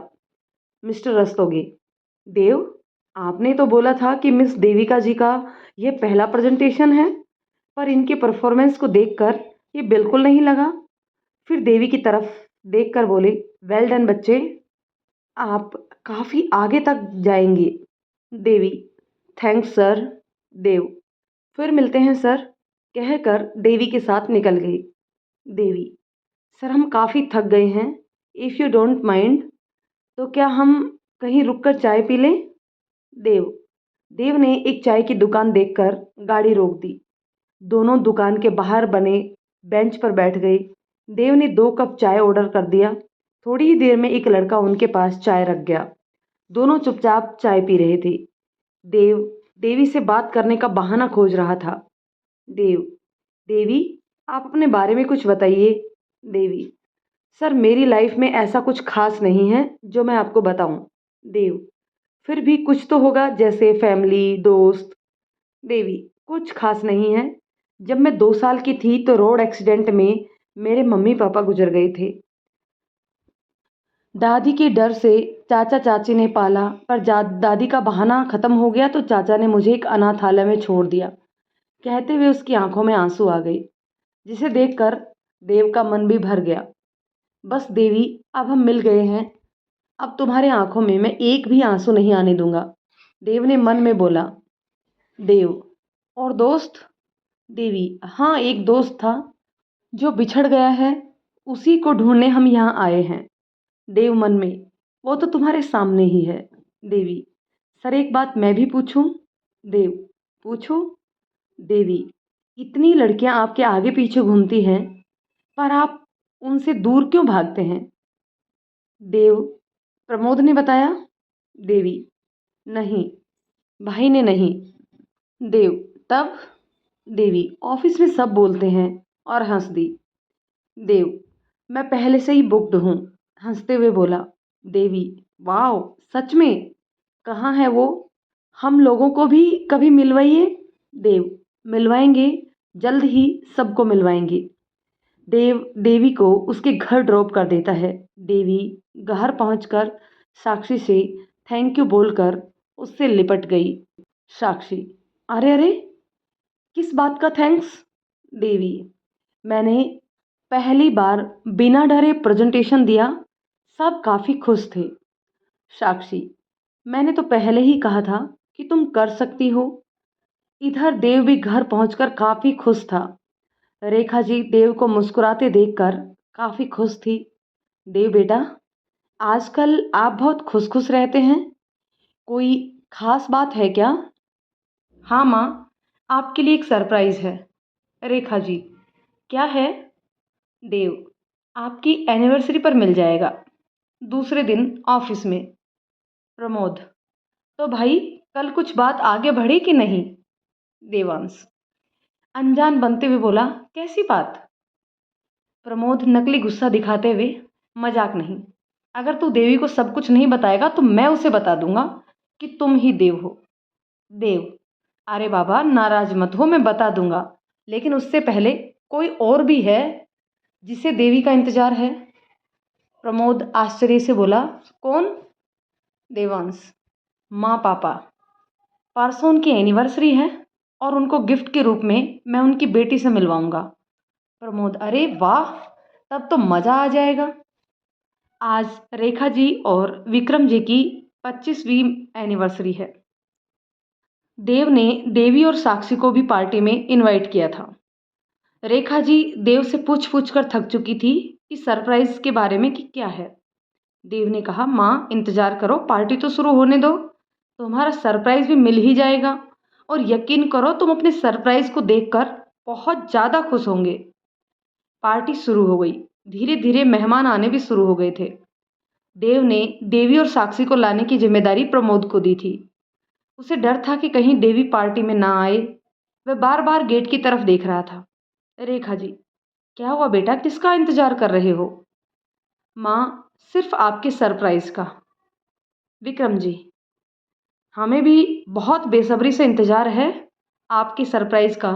देखे तो जरा ऐसा कौन सी चीज है? तभी सामने से प्रमोद, साक्षी और देवी आते हुए नजर आए। देवांश दौड़कर उन लोगों के पास चला गया और उन्हें माँ पापा के पास लेकर आया। माँ पापा देखिए, आपका सरप्राइज आ गया है। देवी जैसे ही सामने दिखी तो वह आश्चर्यचकित रह गई। सामने रेखा जी और विक्रम जी थे। खुशी के मारे उसकी आंखों से आंसू निकल गए। रेखा माँ, उसके मुंह से निकला। यह सुनकर रेखा जी उसे गौर से देखने लगी। उसे देखकर उनके भी मुंह से निकला, देवी? देव, हाँ माँ, हमारी देवी। माँ पापा, यही आपका सरप्राइज था, आपकी देवी। रेखा जी ने देवी को गले लगा लिया और रोते हुए पूछा, कहाँ थी मेरी बच्ची? तुझे कितना ढूंढा हमने, क्या तुझे हमारी एक बार भी याद नहीं आई? देवी भी रोते हुए बोली, माँ, ऐसा कोई भी दिन नहीं गया जब हमने आपको याद नहीं किया। माँ का प्यार क्या होता है यह तो हमने आपसे ही जाना है, तो भला आपको हम कैसे भूल सकते हैं? रेखा जी उसका सिर चूमते हुए बोली, चुप हो जा बच्ची, अब हम मिल गए हैं तो मैं अब तुम्हें अपने से कभी दूर नहीं जाने दूंगी। विक्रम जी भी उसके सिर पर प्यार से हाथ फेरते हुए बोले, बहुत ढूंढा हमने तुम्हें बेटा, और सबसे ज्यादा देव ने। देवी रोते हुए देव की ओर देखी तो देव ने आगे बढ़कर उसके आंसू पोंछते हुए उसे गले लगा लिया। दोनों की आंखों से फिर से आंसू निकलते रहे। रेखा जी और विक्रम जी ने दोनों के सर पर प्यार से सहलाने लगे। प्रमोद और साक्षी की आंखों में भी आंसू निकल आए। साक्षी, देवी, आज मैं बहुत खुश हूं, तुझे तुम्हारा परिवार मिल गया। देवी सबसे अलग होते हुए बोली, हाँ साक्षी, मैं भी आज बहुत खुश हूँ। प्रमोद आगे बढ़कर अंकल आंटी के पैर छूते हुए बोला, अब सबका मिलना जुलना हो गया हो तो पार्टी को आगे बढ़ाया जाए। वह देव के गले लगकर उसके कान में कहा, देखो अब देर मत करना, देवी को अपने दिल की बात जल्दी से बता देना। सारे मेहमान आ चुके थे। रुचि और उसके माता पिता मिस्टर एंड मिसेज मेहता ने आकर देव के माता पिता को शादी की सालगिरह के लिए मुबारकबाद दिया और रुचि ने देव के माता पिता के पैर छुए। देव ने भी रुचि के माता पिता को देखकर उनके पास आया और उनके पैर छुए।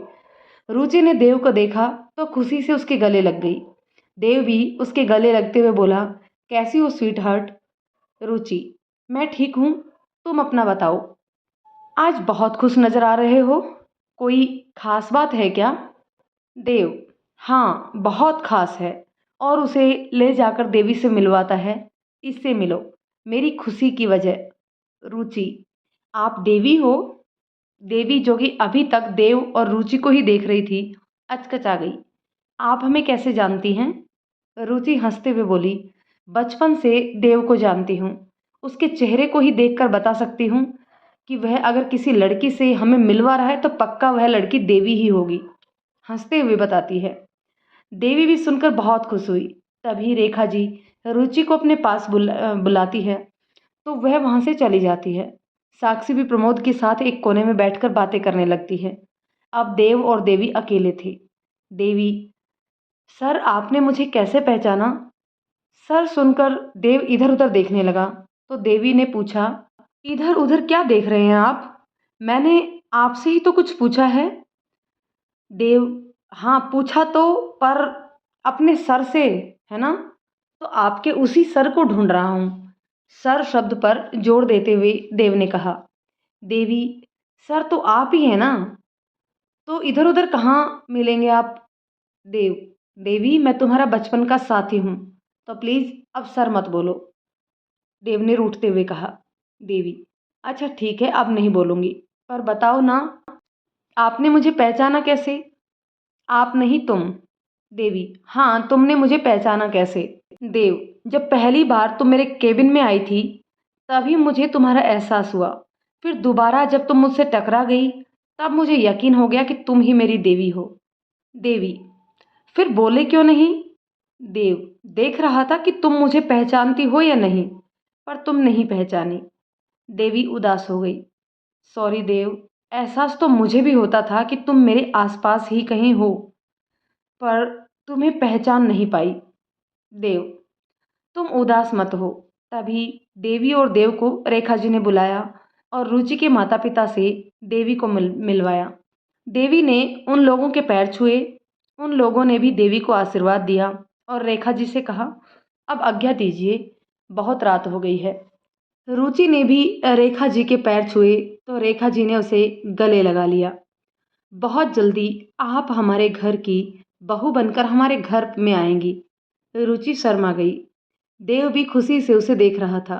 यह देखकर देवी की जान निकल गई। उसने सोचा कि माँ रुचि और देव की शादी की बात कर रही है। उसे सुनकर धक्का सा लगा। उसे याद आया कि देव ने उसे बताया भी था कि वह पहले से ही बुक्ड है। देव और उसका परिवार रुचि और उसके परिवार को सी ऑफ करने गेट तक गए। इधर देवी को लगा जैसे किसी ने उससे उसके जीने की वजह छीन ली हो।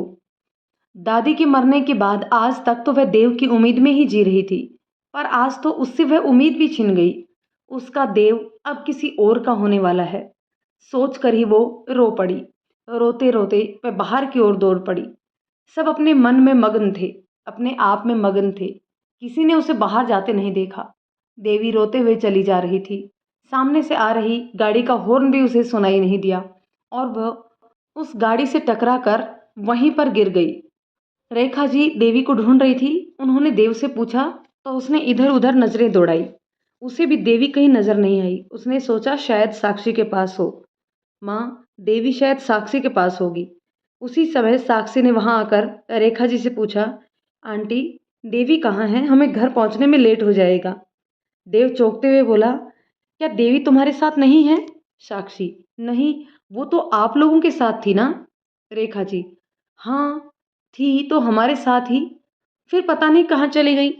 तभी साक्षी के फोन पर देवी के नंबर से कॉल आया। साक्षी फोन उठाते ही चिल्ला पड़ी, देवी की बच्ची, कहाँ है तू? पता है यहाँ सब तुझे ढूंढ ढूंढ कर परेशान हो रहे हैं। उधर से किसी लड़के ने बोला, मैम, जिनका ये फ़ोन है उनका एक्सीडेंट हो गया है। मैं अभी सिटी हॉस्पिटल से बोल रहा हूँ। इस फ़ोन में लास्ट डायलिंग नंबर आपका ही था, इसलिए हमने आपको कॉल किया है। साक्षी डर गई। क्या? सब उसी की ओर देखने लगी। देव, साक्षी, क्या हुआ? जल्दी बोलो। प्रमोद भी तब तक वहां आ गया। Is nothing serious. और देवी कहाँ है? इधर उधर देखते हुए पूछा साक्षी। वो वो देवी का एक्सीडेंट हो गया है। रेखा जी, क्या? देव ने घबरा कर पूछा, कहाँ है वो अभी? साक्षी, सिटी हॉस्पिटल में। सब जल्दी से हॉस्पिटल पहुंचे।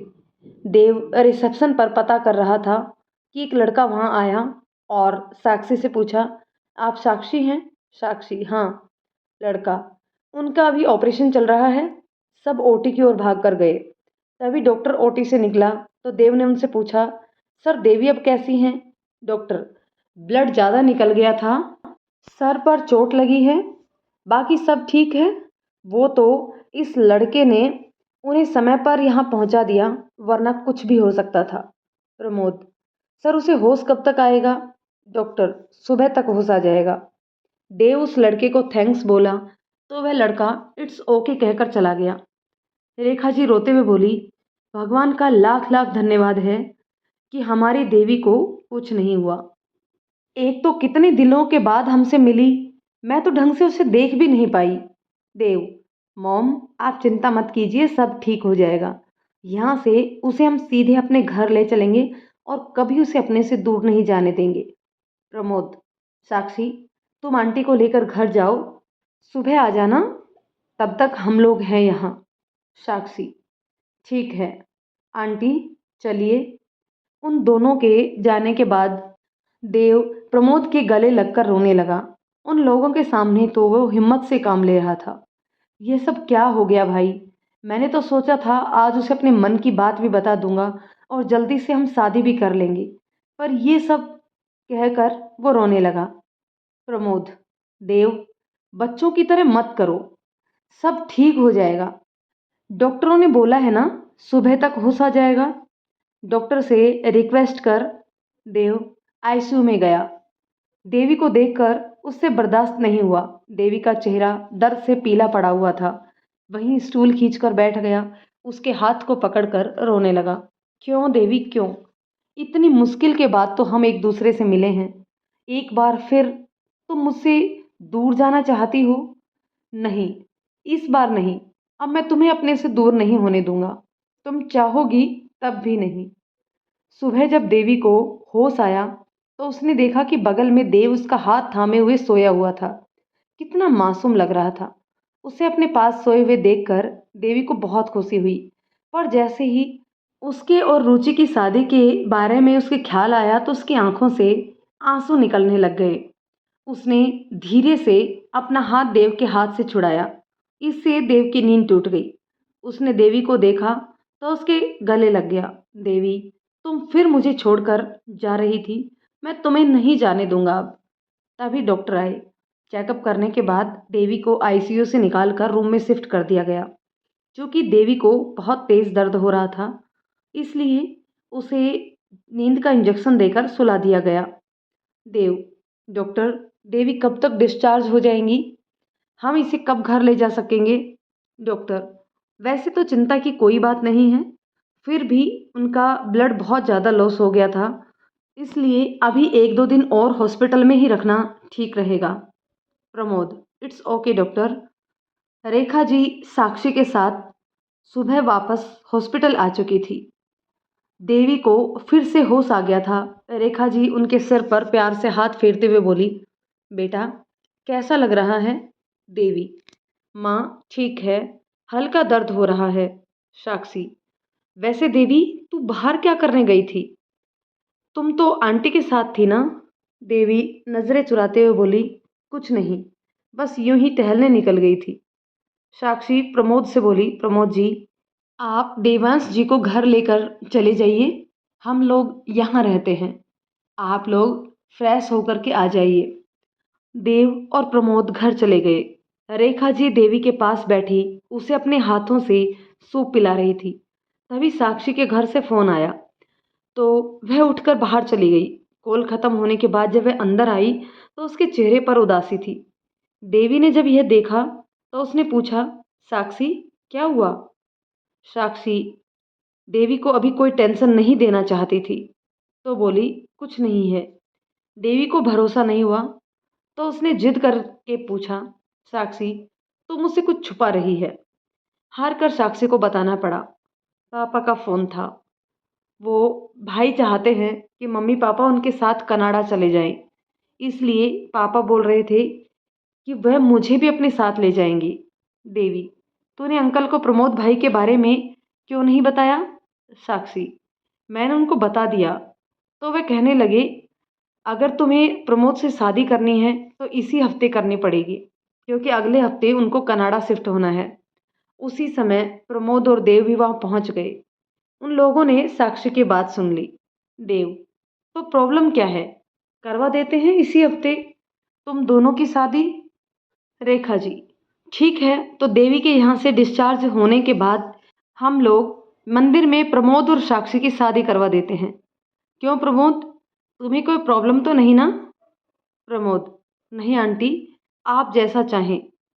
रेखा, साक्षी, तुम अपने मम्मी पापा से बात कर लो। साक्षी, ठीक है आंटी। देवी, आवाज कुछ दूर से आ रही थी, क्या तुम खुश नहीं हो शादी से? साक्षी उदास होते हुए, नहीं, ऐसी बात नहीं है। देवी, तो ठीक है, पैकिंग कर लो और अंकल के साथ चली जाओ कनाडा। हम भाई के लिए कोई दूसरी भाभी ढूंढ लेंगे। शरारत से बोली। साक्षी घबराकर, नहीं नहीं, करनी है ना शादी।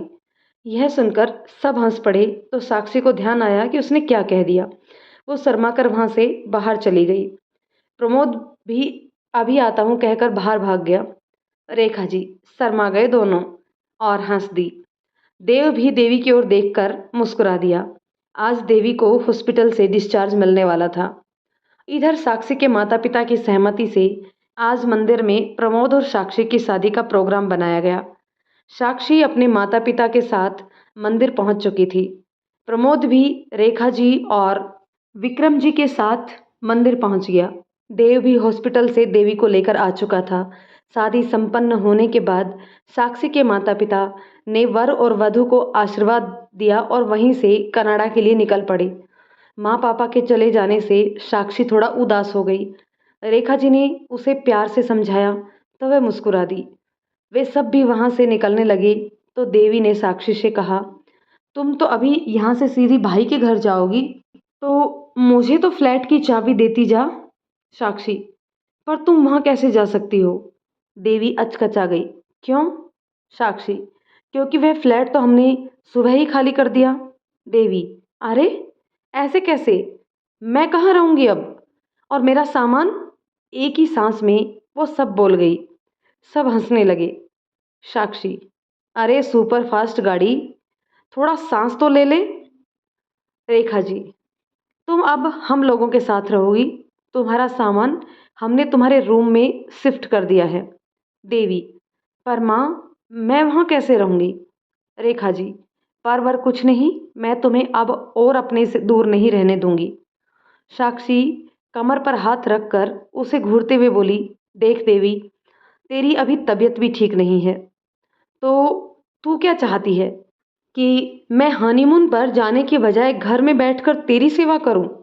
और झूठ मूठ कर रोने लगी। तो देवी के साथ सभी हंस पड़े। देवी देव के घर रहने जाना तो नहीं चाहती थी, लेकिन अब वह किसी को कैसे कही कि वह अपने सामने देव को किसी और का होता हुआ नहीं देख सकती। फिर वह रेखा जी का सोचकर उन लोगों के साथ चली गई। शाम को रुचि उनसे मिलने आई, तो वह समझ नहीं पा रही थी कि क्या बोले। रुचि ने उसे गले लगा लिया और उसका हालचाल पूछा, तो वह बोली, ठीक हूँ। रुचि ने कहा, देवी, तुम केवल देव की ही दोस्त नहीं हो, बल्कि मेरी भी छोटी बहन जैसी हो। आज से तुम मुझे दीदी कहना। देवी की आंखें नम हो गई। ठीक है दीदी। थोड़ी देर इधर उधर की बातें करके रुचि अपने घर लौट गई। इधर देवी सोच रही थी कि मैं क्या करूं। ये लोग कितने अच्छे हैं। 2 दिन आराम करने के बाद तीसरे दिन वह देव से बोली, मैं अब ठीक हूं, तो क्या मैं वापस जॉब पर आ सकती हूँ? रेखा जी, पर बेटा, अभी तो तुम ठीक भी नहीं हुई हो अच्छे से। देवी, माँ, मैं ठीक हूँ अब, धीरे से बोली। देव, माँ जाने दीजिए, मैं हूं ना, इसका पूरा ख्याल रखूंगा ऑफिस में। रेखा, ठीक है। देवी देव के साथ ऑफिस चली आई। देव उसका पूरा ख्याल रखता, उसे कम से कम काम देता। पूरे ऑफिस में इसकी चर्चा होने लगी। तो देवांश अपने स्टाफ से केवल काम भर का मतलब रखता था। वह आज बार बार देवी के केबिन का चक्कर लगा रहा था। इधर देव भी इशारों से देवी को अपने दिल की बात कहने की कोशिश कर रहा था। देवी इस बात को समझ रही थी। वह खुद को मन ही मन तैयार कर रही थी देव से दूर रहने के लिए। लंच टाइम में देवी कैंटीन गई। वहाँ प्रभा और कुछ अन्य स्टाफ भी थे। उसने सबको हाय करके उनके पास गई। प्रभा उसे अजीब नज़रों से घूर रही थी। जब वह उन सबके पास आई तो प्रभा ने कहा, हाय देवी, तुम तो बड़ी तेज निकली यार। सब उसकी ओर देखने लगे। देवी भी आश्चर्य से बोली, क्यों, क्या हुआ? प्रभा, अब बन मत। उस दिन मैंने पूछा कि तुम्हारे और देवांश सर के बीच कुछ चल रहा है, तो तुमने इनकार कर दिया, और अब सुनने में आया है तुम उन्हीं के साथ में रहती हो।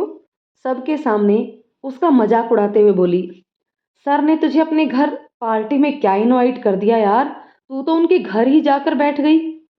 ये सुनकर सब उसका मजाक उड़ाने लगे। यह सब सुनकर देवी की आंखों से आंसू आ गए।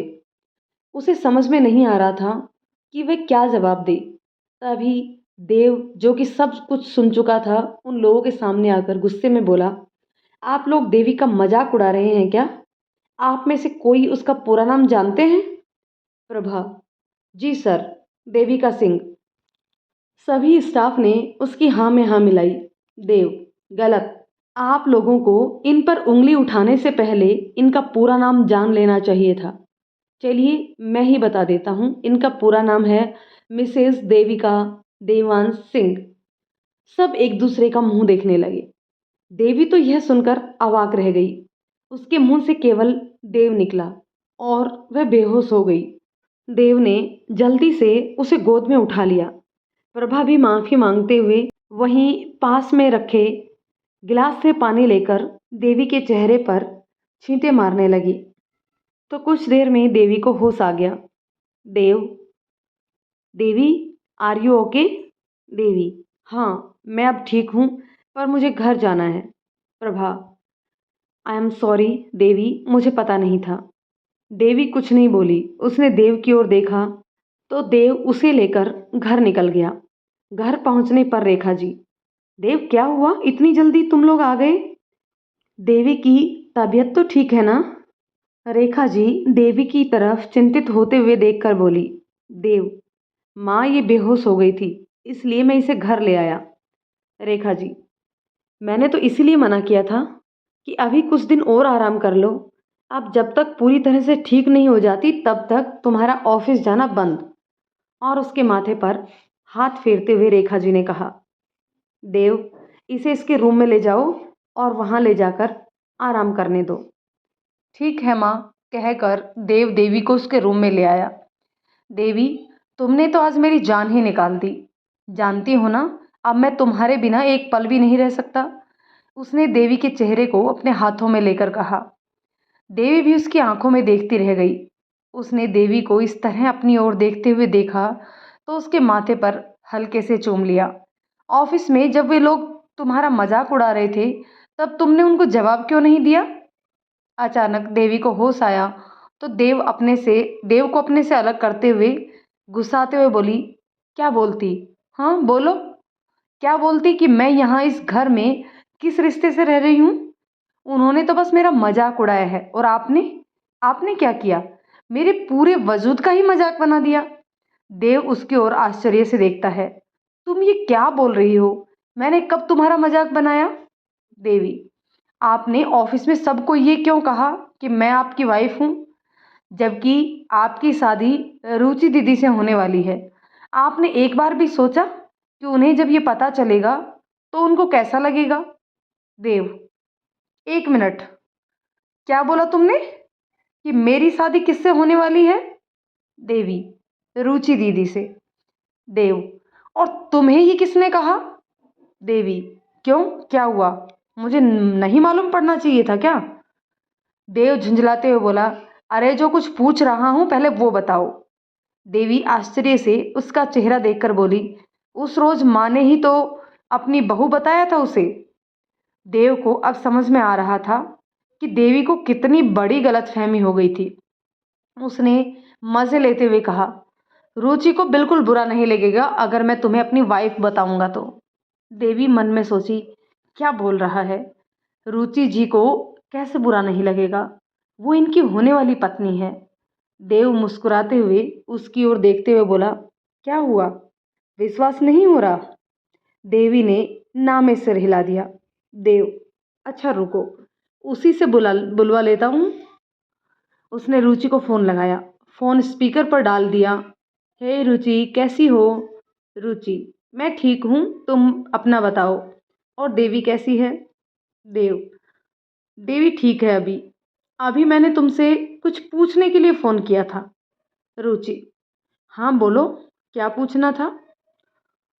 देव देवी की तरफ देखते हुए बोला, अगर मैं देवी से शादी कर लूं तो तुम्हें कोई ऐतराज? रुचि, भला मुझे क्यों ऐतराज होगा, बल्कि मुझे तो और भी खुशी होगी। देवी मुंह खोले सब सुन रही थी। उसे तो कुछ भी समझ में नहीं आ रहा था कि क्या हो रहा है। देव उसकी ओर आंखें दिखाते हुए रुचि को थैंक्स कहकर फोन काट दिया। अब बोलो, उसने देवी को इशारा किया। देवी को अभी भी कुछ समझ में नहीं आ रहा था तो देव ने अपने मोबाइल से रुचि की एंगेजमेंट की वीडियो निकालकर उसे देखने को दिया। लो, इसे गौर से देखना। वीडियो देखकर देवी की आंखें भर आई। देव ने हल्के गुस्से में कहा, अभी भाई याद है ना तुम्हें, बड़ी माँ का बेटा, उन्हीं के साथ रुचि दीदी की शादी हो रही है और तुमने बिना सोचे समझे मेरे ऊपर इल्जाम लगा दिया। देव की बात सुनकर वो जोर जोर से रोने लगी। उसे अब बहुत बुरा लग रहा था कि उसने अपने देव पर शक किया। उसका देव तो अभी भी उसी का ही इंतजार कर रहा था। यह देखकर देव घबरा गया और उसके करीब आकर पूछने लगा, क्या हुआ देवी, तुम इस तरह से क्यों रोने लगी? देवी रोते हुए बोली, आई एम सॉरी देव, वो मुझे लगा कि सॉरी, मैंने तुम पर शक किया। तुम इस वजह से मुझसे नाराज तो नहीं होंगे ना? देव, अच्छा ठीक है बाबा, नहीं नाराज नहीं होऊंगा, पर अब चुप हो जाओ, इस तरह से रोते नहीं हैं। उसकी आंखों को पोंछते हुए बोला, तो फिर उस रोज झूठ क्यों कहा कि तुम पहले से ही बुक्ड हो? उसकी आंखों से फिर से आंसू बहने लगे। पर वो तो कहीं से भी झूठ नहीं है, मैं तो ऑलरेडी बुक्ड हूँ। देव अब उसकी बात समझ गया तो उसके मज़े लेते हुए बोला। अब तो देवी फिर से ज़ोर ज़ोर से रोने लगी। तो वो उसे फिर से चुप कराते हुए बोला, पागल कहीं की, तुमने सोच भी कैसे लिया कि मैं तुम्हें भुला कर किसी और से, बचपन में खेल खेल में जिस रिश्ते में हम जुड़े थे, मैं आज भी उसी रिश्ते में बंधा हूँ। तुम मुझसे भले ही दूर हो गई, पर एक पल के लिए भी मेरी यादों से दूर नहीं गई। देव आज भी अपनी देवी का ही है और हमेशा रहेगा। तुम नहीं मिलती फिर भी मैं बस तुम्हारा ही रहता। यह सुनकर देवी रोते हुए उसके गले लग गई। देव ने भी उसे अपनी बाहों में कसकर भींच लिया, जैसे अगर छोड़ा तो वह फिर से दूर हो जाएगी। देवी, अब हम कभी अलग नहीं होंगे। देव, हाँ, कभी नहीं। यह सुनकर बाहर गेट पर खड़े विक्रम जी, जो कि देवी को देखने आए थे, उल्टे पांव लौटकर हॉल में आ गए। रेखा जी, क्या हुआ? देख लिए देवी को, ठीक है ना? विक्रम जी, हाँ वो ठीक है, पर रेखा जी, मेरे विचार से अभी के साथ साथ हमें देव की शादी की तैयारियां भी शुरू कर देनी चाहिए। रेखा जी, सच में? खुश होते हुए बोली। उधर देवी और देव जो उन लोगों के पास आ रहे थे, यह सुनकर बहुत खुश हुए और देवी शर्मा कर वापस अपने कमरे में भागी। यह देखकर रेखा जी ने नीचे से आवाज दी, अरे देवी संभल कर। अभी और देव की शादी की तैयारियां शुरू हो गई। सभी लोग कपड़े खरीदने के लिए मार्केट गए। इधर रुचि भी मार्केट में आई। रुचि ने और देवी ने मिलकर साड़ियां और बाकी के कपड़े पसंद करने शुरू कर दिए। देव भी साथ में था। देवी जब भी कोई साड़ी उठाती अपने ऊपर लगा कर देखती और देव से इशारे में पूछती, यह कैसी लग रही है। देव साड़ियों को देख देख कर कभी हाँ का इशारा तो कभी ना का इशारा कर रहा था। जिस साड़ी के लिए देव हाँ करता, देवी उस साड़ी को उठा करके साइड में रख देती और बुरा सा मुंह बनाकर कहती, नहीं यह अच्छी नहीं है। और जिस साड़ी के लिए देव मना करता, उसे हाथ की तर्जनी उंगली और अंगूठे से मिलाकर वाव का इशारा करती और उसे उठाकर अपनी दूसरी साइड रख लेती। ये सब देखकर देव चिढ़ने लगा कि देवी मेरी बताई हुई कोई भी साड़ी नहीं ले रही है, और वह मुंह फुलाकर अपनी माँ से बोला, माँ मुझे ऑफिस में एक ज़रूरी काम है, मैं जा रहा हूँ। और इतना कहकर देव वहाँ से निकलने लगा। रुचि देवी और देव की इन हरकतों को देख रही थी, तो उसने देवी के हाथ पकड़कर उसे दबाते हुए कहा, देवी, देव को क्यों नाराज कर रही हो? अगर तुम्हें साड़ी नहीं भी पसंद है तो भी एक दो ले लो उसकी पसंद से।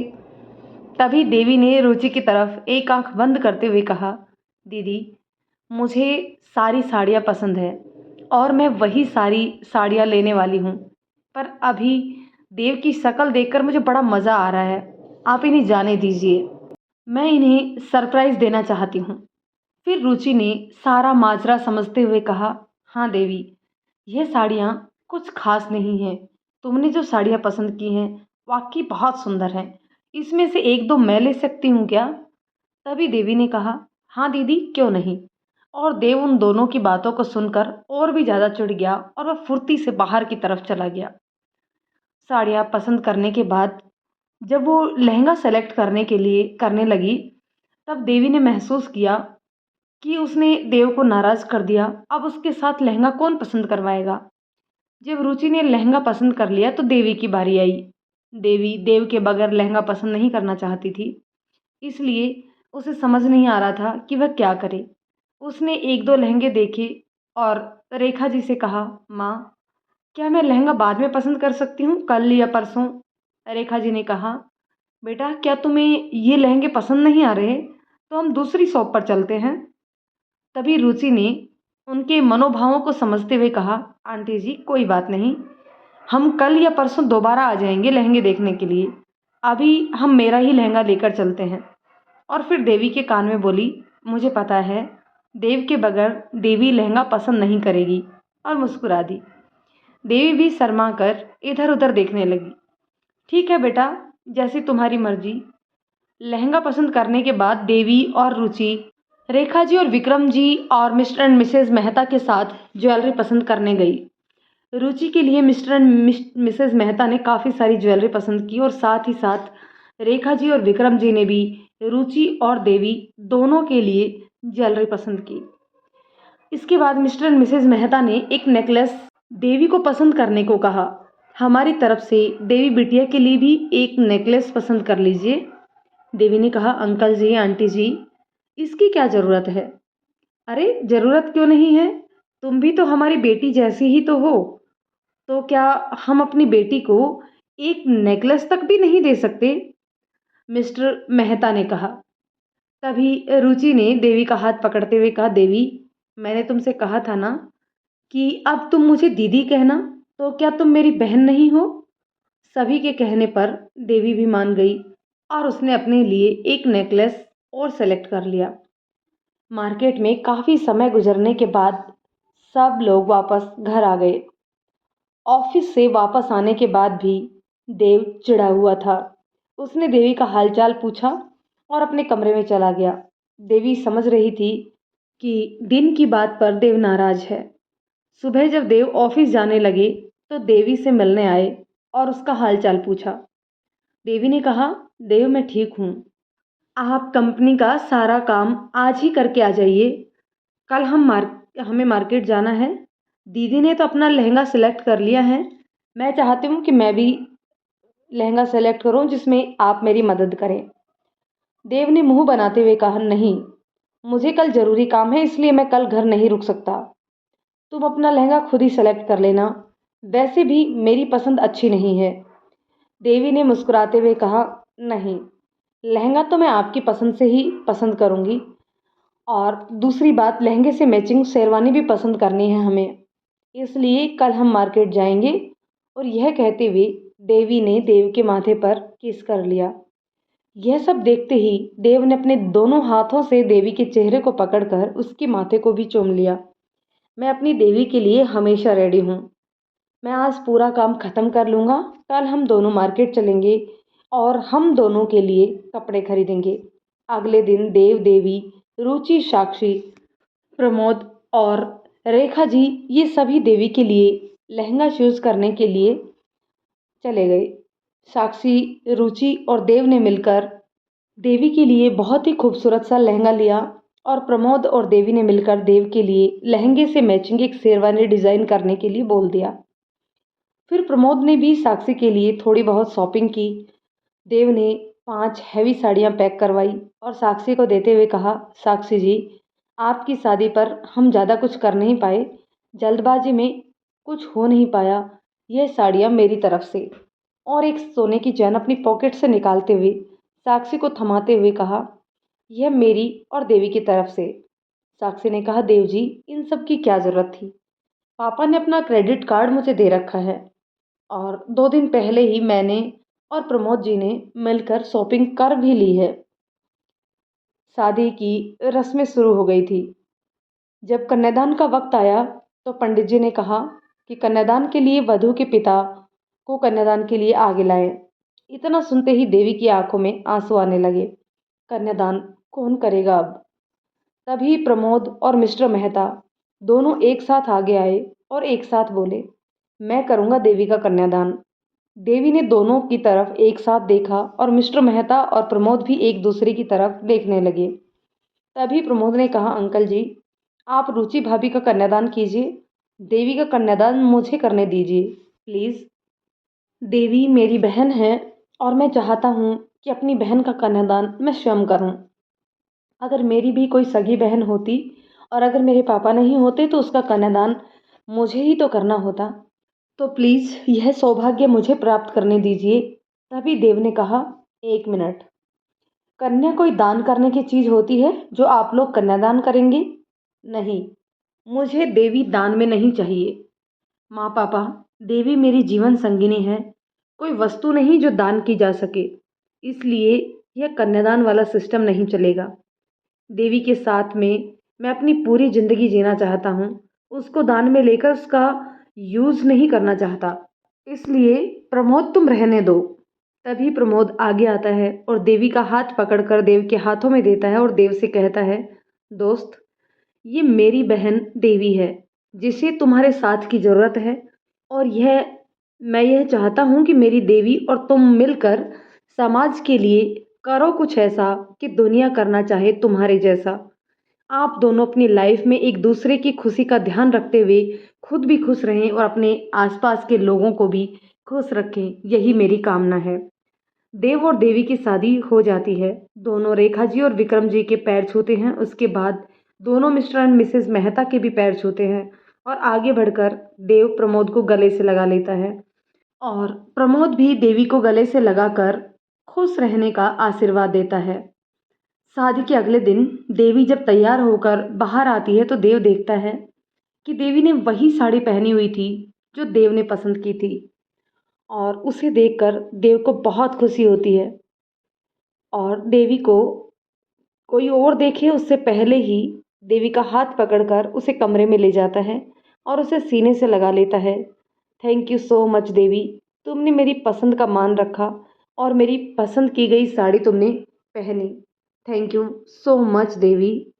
देवी ने कुछ देर बाद देव को अपने से अलग करते हुए कहा, एक्सक्यूज़ मी मिस्टर, यह साड़ी आपके पसंद की नहीं मेरे पसंद की है।